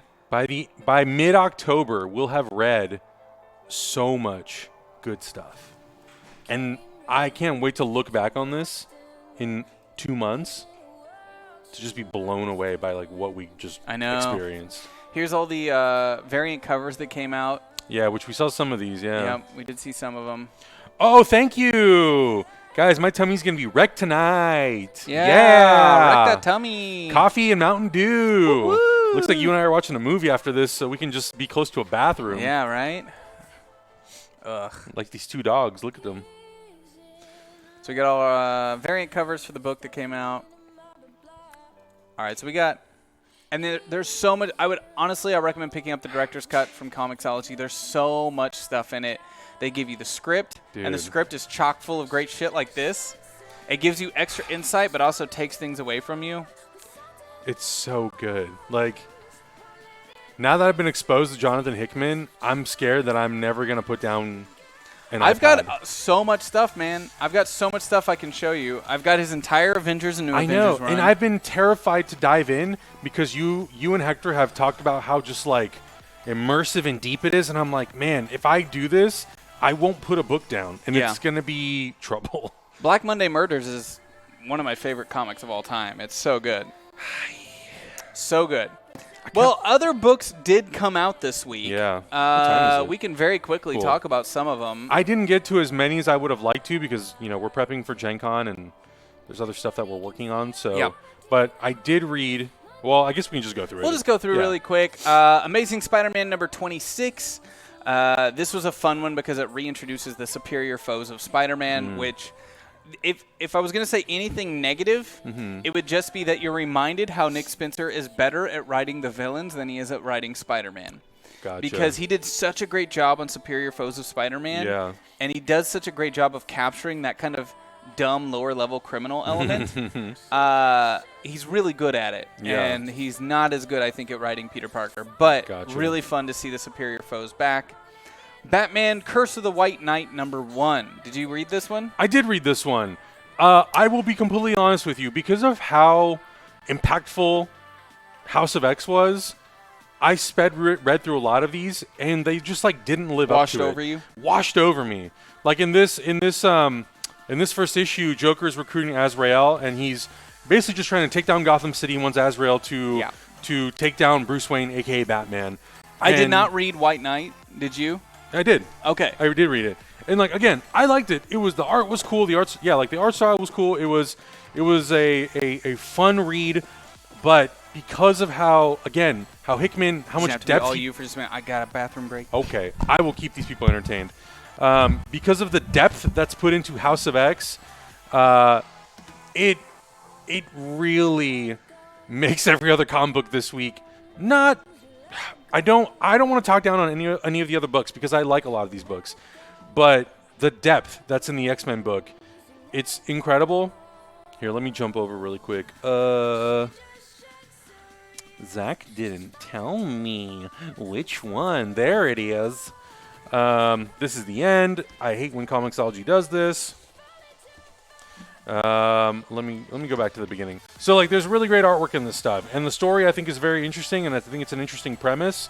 And I obviously am going to read more of this because I kind of want to know what happens. But you get some really cool history about Gotham City, particularly Arkham and the Waynes, and it kind of goes back. I think it's the late 1600s. So it builds in a little bit of context as to what's going on. And then we get the story about the Joker and what his mission is in this story, which is basically just take over Gotham City and take down Batman. Now, the Joker knows something that he knows he can use as leverage against Batman, and that's why he recruits Azrael. And I think it's going to be a fun story. I'm interested to see how the rest of the Bat family plays into this. It's a real speed read, and it just really establishes a few things, but it doesn't really have the depth. And I don't think that's what they were going for, because it's one of, I think, 6 issues. So we'll see where it goes. I did like it, but again, Hickman just blew my socks off. Something else that I read, I didn't get a chance to read Valkyrie Jane Foster #1, but I really would like to read it because I think that's going to be a really good book. And with the news that just came out of Comic-Con, this is Jane Foster's time, and it's going to be her time for the next few years. So I think anything Jane Foster that you can consume, you should read. Didn't get a chance to read Tony Stark Iron Man. Didn't get a chance to read The Weatherman. I did read The Flash. This is the year 1 finale. I have a suspecting feeling that I may have missed an issue. Like, I know I didn't get a chance to read Flash issue 3, so I went back and I read it. It felt like there was a gap from what I read before, but this is basically the final confrontation between Turtle and the Flash.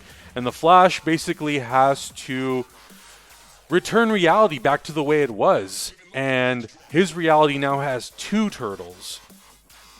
And he has to figure out, great, how do I return one back to its proper time without disrupting the entire time continuum, more or less? You know, how do I use the Speed Force in a way that's not going to completely break apart time? And because this ties into the year of the villain, there is a little bit of an epilogue with one of the villains. And it seems like Lex Luthor is definitely building towards some sort of Legion of Doom takeover. And again, I like this a lot. I really like the Flash character. I think this year 1 take has been great to sort of give audiences a new flavor and a new sort of look into the Flash and what his power set can do, what the potential of this character is, and how this character is influenced by time. I think that's really the big thing about the Flash, is it's all about how is this character influenced by time. And I've really, really enjoyed that. I think that's really, really great. Let's see here. Don't you and Zach had any interest in manga, Japanese comics?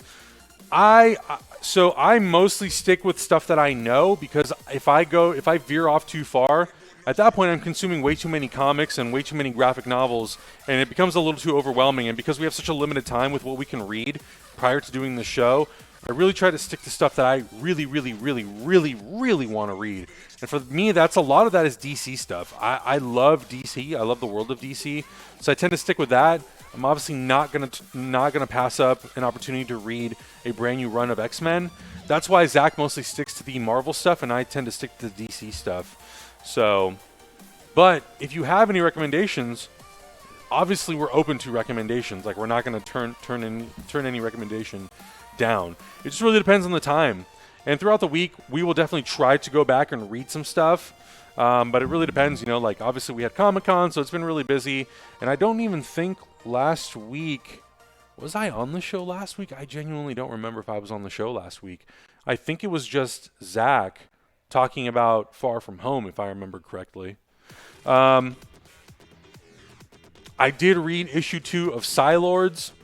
I really loved issue 1, this story about these essentially astronauts who have amnesia, who all of a sudden have these powers. And now it's them sort of trying to pick up the pieces and figure out, like, what's happened? How did we get to the place that we're at? What is going on? Who are the Sci-Lords? And then, they come to the realization, they're basically told, like, oh, you are the Sci-Lords. You've been given the power of the Sci-Lords. And I'm very just interested to see, going forward, this was a bit of an exposition. A lot of exposition happens in this. They meet an alien race of cats, which they learn to understand the language. It's a fun read. The artwork is really, really great. And I'm really just digging the fact that this comic is a superhero comic, but it's not doing the conventional superhero stuff. It's really a look at the characters and who are these characters as individuals. And the more issues that we get to, obviously this is only the second, but because it just gives you so much context and it continues to expand and sort of diversify the characters and their traits, you really start to understand who these characters are individually. And I feel like when it's an independent book or a book that deals with characters that you're not as familiar with, that can sometimes be difficult, especially when a lot of the characters look the same and they have sort of the same looking outfits. Like if you look at X-Men and DC and all that stuff, the characters look so different that's easier to differentiate. With this, they all look fairly similar in terms of their suits and all that stuff. So they're doing a really good job through the writing to inform us of who these characters are individually. But I'm really liking this book. So far, from just reading the first 2 issues, I feel like this could be something that you could read as a volume, and I think you might enjoy it more. This might read a little slow in the second issue, but I still liked it a lot. Did you get a chance to read Sci-Lords? I did. I read Sci-Lords. What did you think? Did you think it was as strong as the first one? Yes and no. Yeah, yes that's how no. I felt about it too. Yeah. I like the world building. I like that we know why they're there. Absolutely. The talking alien cats was really fun. Yeah, I like that we're getting that extra information. Yeah. I just think that first one had a lot of really good action.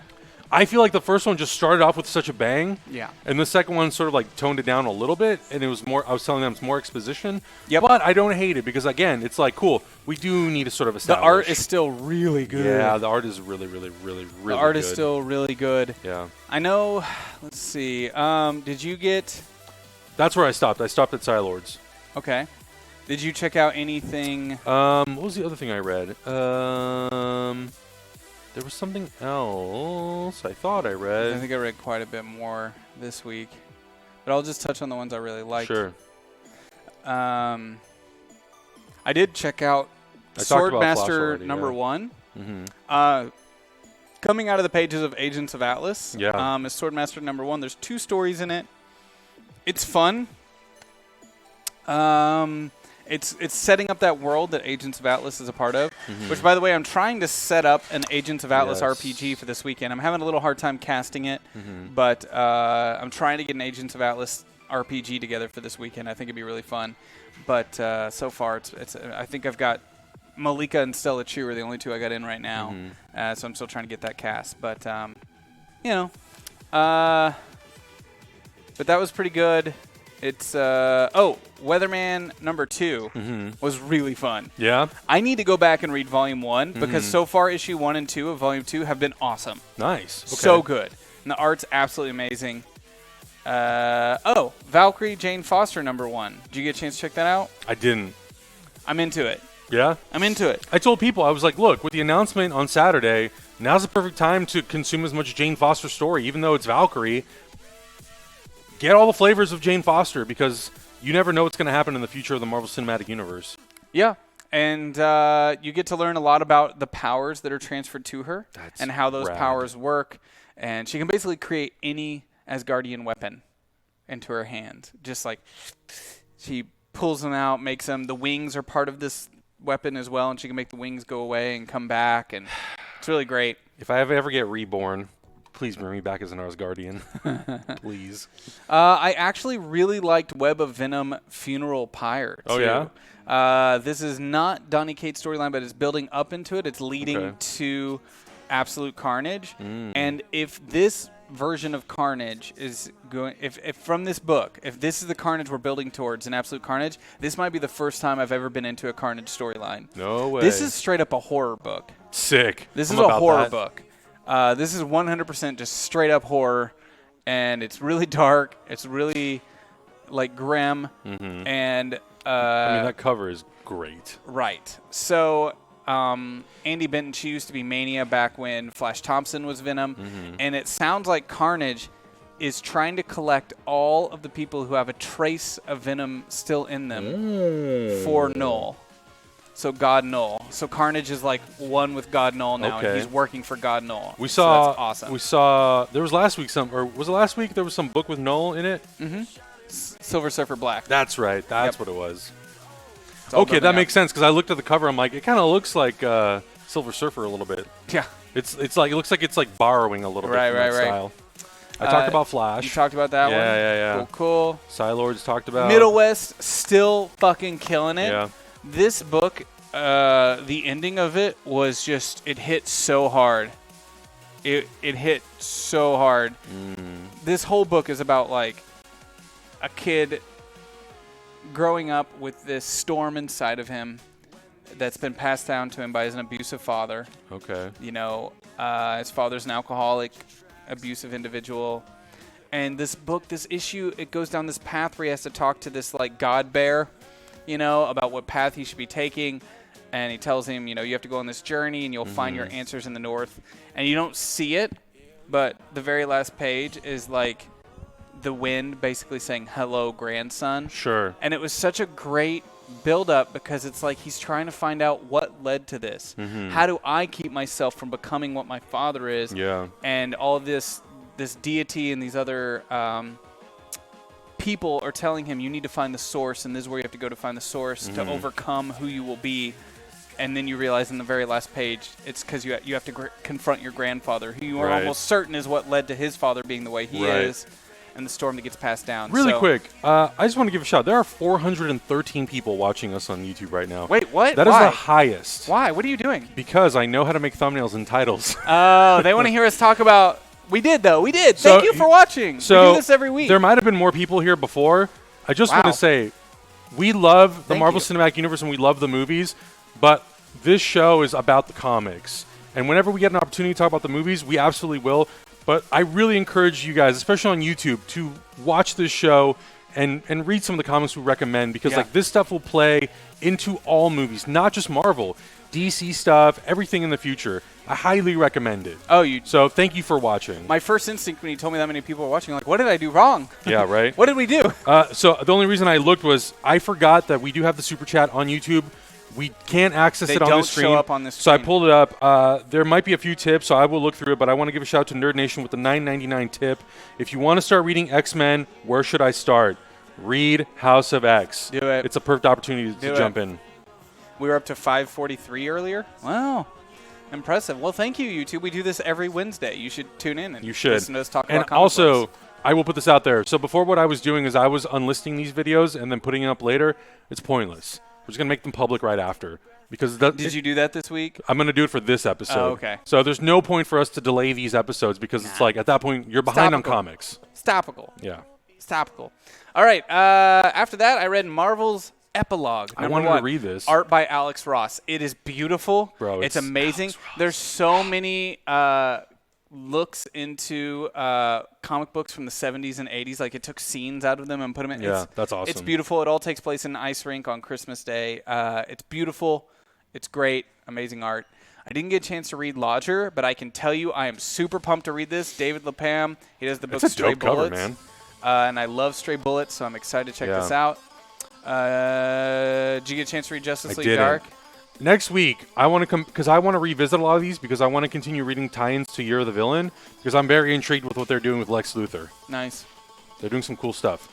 I will be catching up on Killer Groove, and I will be catching up on Lazarus. I love Lazarus. It's a Greg Rucka book about a future with families now running the United States, and they're branched off into different sections. Good stuff. It's so hard. You can't top House of X this week. House of X is so good, man. It's so good. Guardians of the Galaxy was a fun one. Guardians of the Galaxy is setting up the Church of Truth, I believe is what it's called again, which in the past was the Magus' like followers. And you saw them in Guardians too, the all gold people. That was James Gunn's take on them. That was their take on them. This is definitely much different. They're set up differently than this. They're from the future. And all of the Guardians get captured except for Groot, Moondragon, and now Rocket are the only ones left, and they're going to have to go save them. So that's pretty cool. There's a fun setup on that. A good jumping point. If you haven't read Guardians on this version yet, this is a great jumping on point. It's only 7 Which issues. this team has Beta Ray Bill on it. It's got a little different. I'm about it's got that. a lot of people that you wouldn't expect on the Guardians in this one. I didn't get a chance to check out Fearless yet. I did check out Farmhand number 10. Farmhand is continuing to be awesome. I'm bummed because we read some of it, and I have not kept up with it. It's still really great, man. Farmhand's really fun. And I picked this up because I like the cover. And I mean, that's check it out. Come on. Yeah, It's a dope cover. Check it out. And I'm going to read this, too. So I forgot to mention this. What's up? I met the creator and Yeah, writer you of texted Murder me. Falcon at San Diego Comic-Con. He is so cool. You texted me while I was pooping.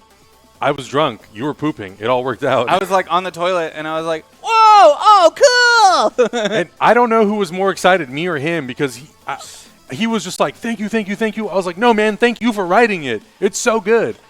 And then For those that don't know, who might only be watching this for the first time, Murder Falcon is a book that was put out by Skybound. There are only like 8 issues, 10 issues, 8 issues. Go read it. Go read it. It's one of my favorite comic books of the year. It's so metal, but so wholesome, so much heart, and it's amazing. It's absolutely amazing. I was going to wear my Murder Falcon t-shirt, but it's still dirty from San Diego Comic-Con, so I got to wash it. Yeah, Emily got me a pin. That was so nice. That was so cool. Dude. Thank you, Emily. So that's pretty much, I mean, as you can see, we still have quite a few more books to read this week to catch up. Yeah. We're getting ready for Gen Con. I have a lot of reading to do because, Which, by the way, are you going to do up next week by yourself? I will do one by myself if y'all are down. I will do a comics I'm at copy Gen by Con myself. next week. I'll do it by myself if you guys are down. Wow. I still want to. Well, I can't do Powers of 10 without you.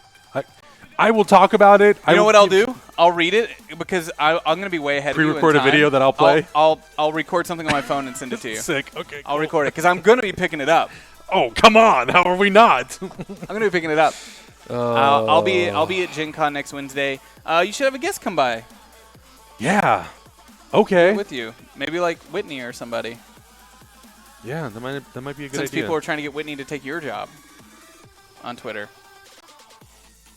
I love you, Whitney. Yeah, we'll find somebody if you need it, but don't let me forget then to show you. If how not, this I'll works. be here regardless. Don't let me forget to show you how all this works. Yeah. Because I for will sure. forget. For sure. I leave Tuesday. Plus, it'll be an opportunity. It'll be an opportunity for me to go back and talk about stuff that I didn't get a chance to talk about this week. For sure, man. For sure. I hope you all have enjoyed today, by the way. We talked at the beginning of the show. In case you came in late, you should go back and watch the beginning. We talked about all the announcements from SDCC, how hyped we are for all of that, and the future of the Marvel Cinematic Universe. And like you said, DC wasn't there this year. They were not there this year. They were missed. CW was, though. CW was. There were some great moments from the CW TV panels, like Arrow and stuff, and, the Superman, having Brandon Routh out there coming out in the Superman t-shirt was great. The DC Universe panel was great. They revealed some great stuff like Titan Season 2, Young Justice 4, Doom Patrol Season 2. Overall, I think Marvel, obviously everyone was excited to have Marvel back. I think there were some great announcements regardless of the fact that there wasn't a DC movie panel. Also, a lot of people were super stoked to see Tom Cruise there for Top Gun Maverick. It was a big surprise. I love that trailer. It's great. It's great. I didn't know how bad I wanted a Top Gun 2 until I saw that trailer. Look, man, I'm from San Diego. You're going to go to San Diego and film a Top Gun sequel at MCS Miramar and think I'm not going to be excited? I'm going to be excited. I'm excited to see San Diego in a big screen movie like that again. And Tom Cruise very much leaned into that Comic-Con. He was like, 34 years ago, I was here in San Diego shooting a little movie, and I'm back again, and it felt so great to be back. And, it got me excited. And some of the shots that are in that trailer are so dope. Get out of here. Oh, the cockpit shot. Get out of here. I don't care if he's not even flying yet. It's good. So it's good. So good. I was pumped. And I will say, if you are a fan of comic books and you've been enjoying today's show, we have an official comic book show right after this one on our Twitch channel called Rat Queens. It's really great. It's officially, the creator of Rat Queens was like, you know what? I want to see you all do an RPG. Here, take the wheel. Do it. So we have Curtis's good graces to do what we want with these characters, and they're doing a lot of fun things with them. So if you enjoy comic books and you enjoy things as crazy as the Rat Queens, you can head on over to Twitch right when we go offline here, which is in just a couple minutes. Rat Queens will be starting, and it is a great show. And outside of that, like I said, we've got Gen Con next week. We will keep you updated, though. Every week we are going to be talking about House of X and Powers of 10. Yes. It's too good to not. And I hope you're playing Ultimate Alliance 3 because it's awesome.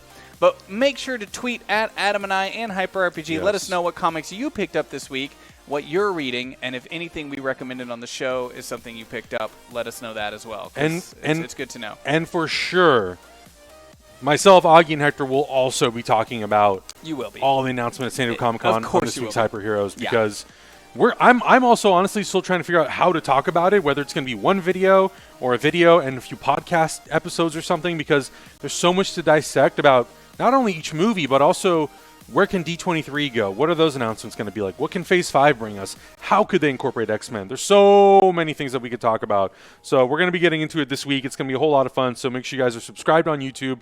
If you want to, you can support us on Patreon. You can get early access to a lot of that stuff. And, man, I think we're in for a real treat this summer with all these topics of conversation, whether it's the comics or the movies or the TV stuff. We're really lucky that we're living in the time we are right now with all this amazing content. There's so much good. I can't believe. The Boys is coming out on Amazon this week. Oh, that's this week. Pennyworth is starting. That's what we're doing this weekend. Oh, wait, we have a hyperdrive this weekend. I'm going out to the desert to shoot a trailer for Season 2 of Kolok this weekend. Oh, maybe I should bring this up. I should probably bring this up. The season finale of Kolok is on Monday. I haven't been telling anyone, and I'm like, I'm so bad at marketing my own shit.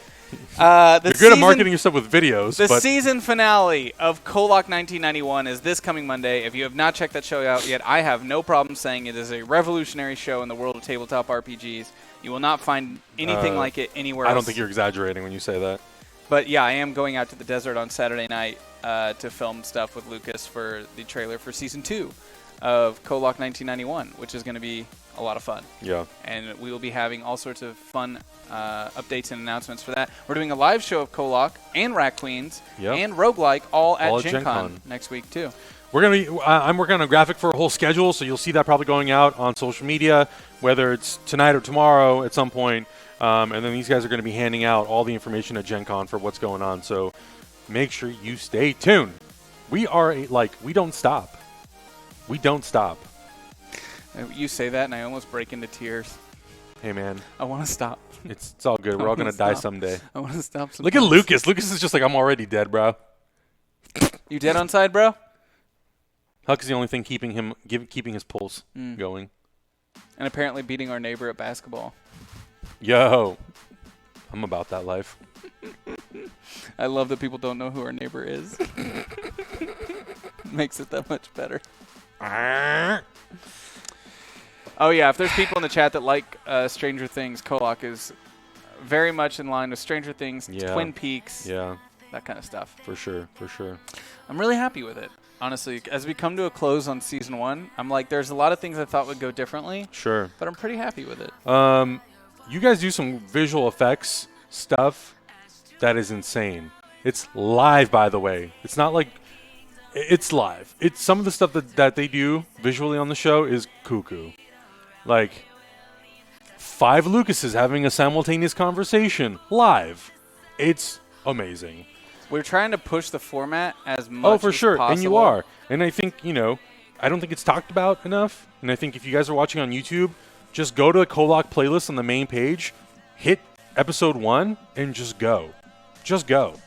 I'm gonna mess with them right now. You're gonna trip. I'm gonna mess with them right now. I'm gonna play the video. I'm gonna play them the video that I did last week, which was like just something to kind of get you in the zone for.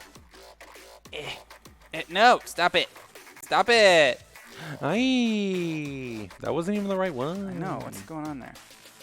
Stop it! Yeah, because Rat Queens is about to start. I can't see the... Oh, my God. Really? I think if you just double-click, it should... There we go. Yeah. There we go. Okay. Okay. Okay. All right, everybody. This has been real. Y'all are amazing. I don't know how loud this is going to be, if it's even going to be... Fucking blow my ears off, please. Okay, fine. Sure. Sure, bud.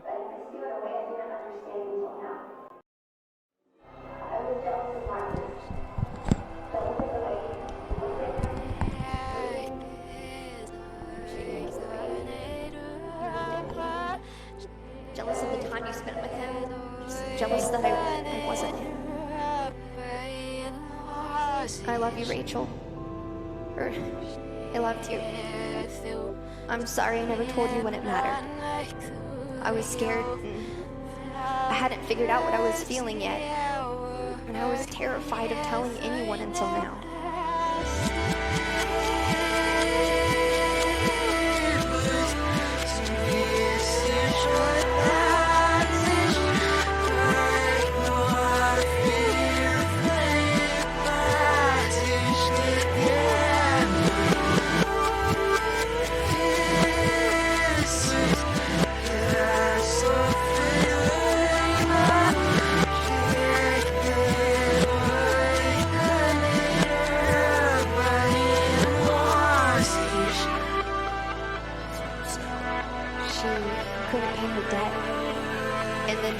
Forged my signature, and I had to pay.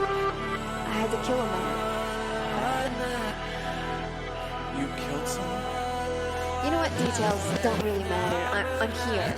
But when I went there, time didn't pass the same way it did for everyone here. I'm sorry, Tivy. No, fuck you! Fuck you, man! No. That's not... What was it? Were we supposed to let Marcus's mom die? He's right there. Tell him. She was already dead! Was I supposed to let my dad die? You're making these judgments and these calls.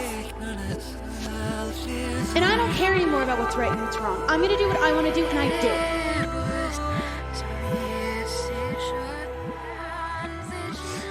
I don't want to be a part of this anymore. Then fucking go. Wait, no, you need Tibby. No, we don't. We just need his powers. If Tibby weren't here right now, we wouldn't be having this conversation. We would just be killing people.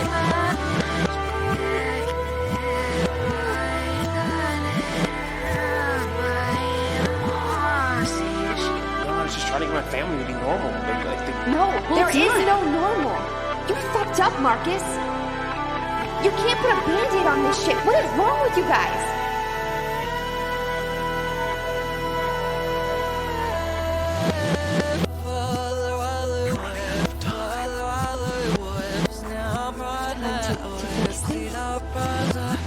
When time catches up to you, something will happen. People are dying outside.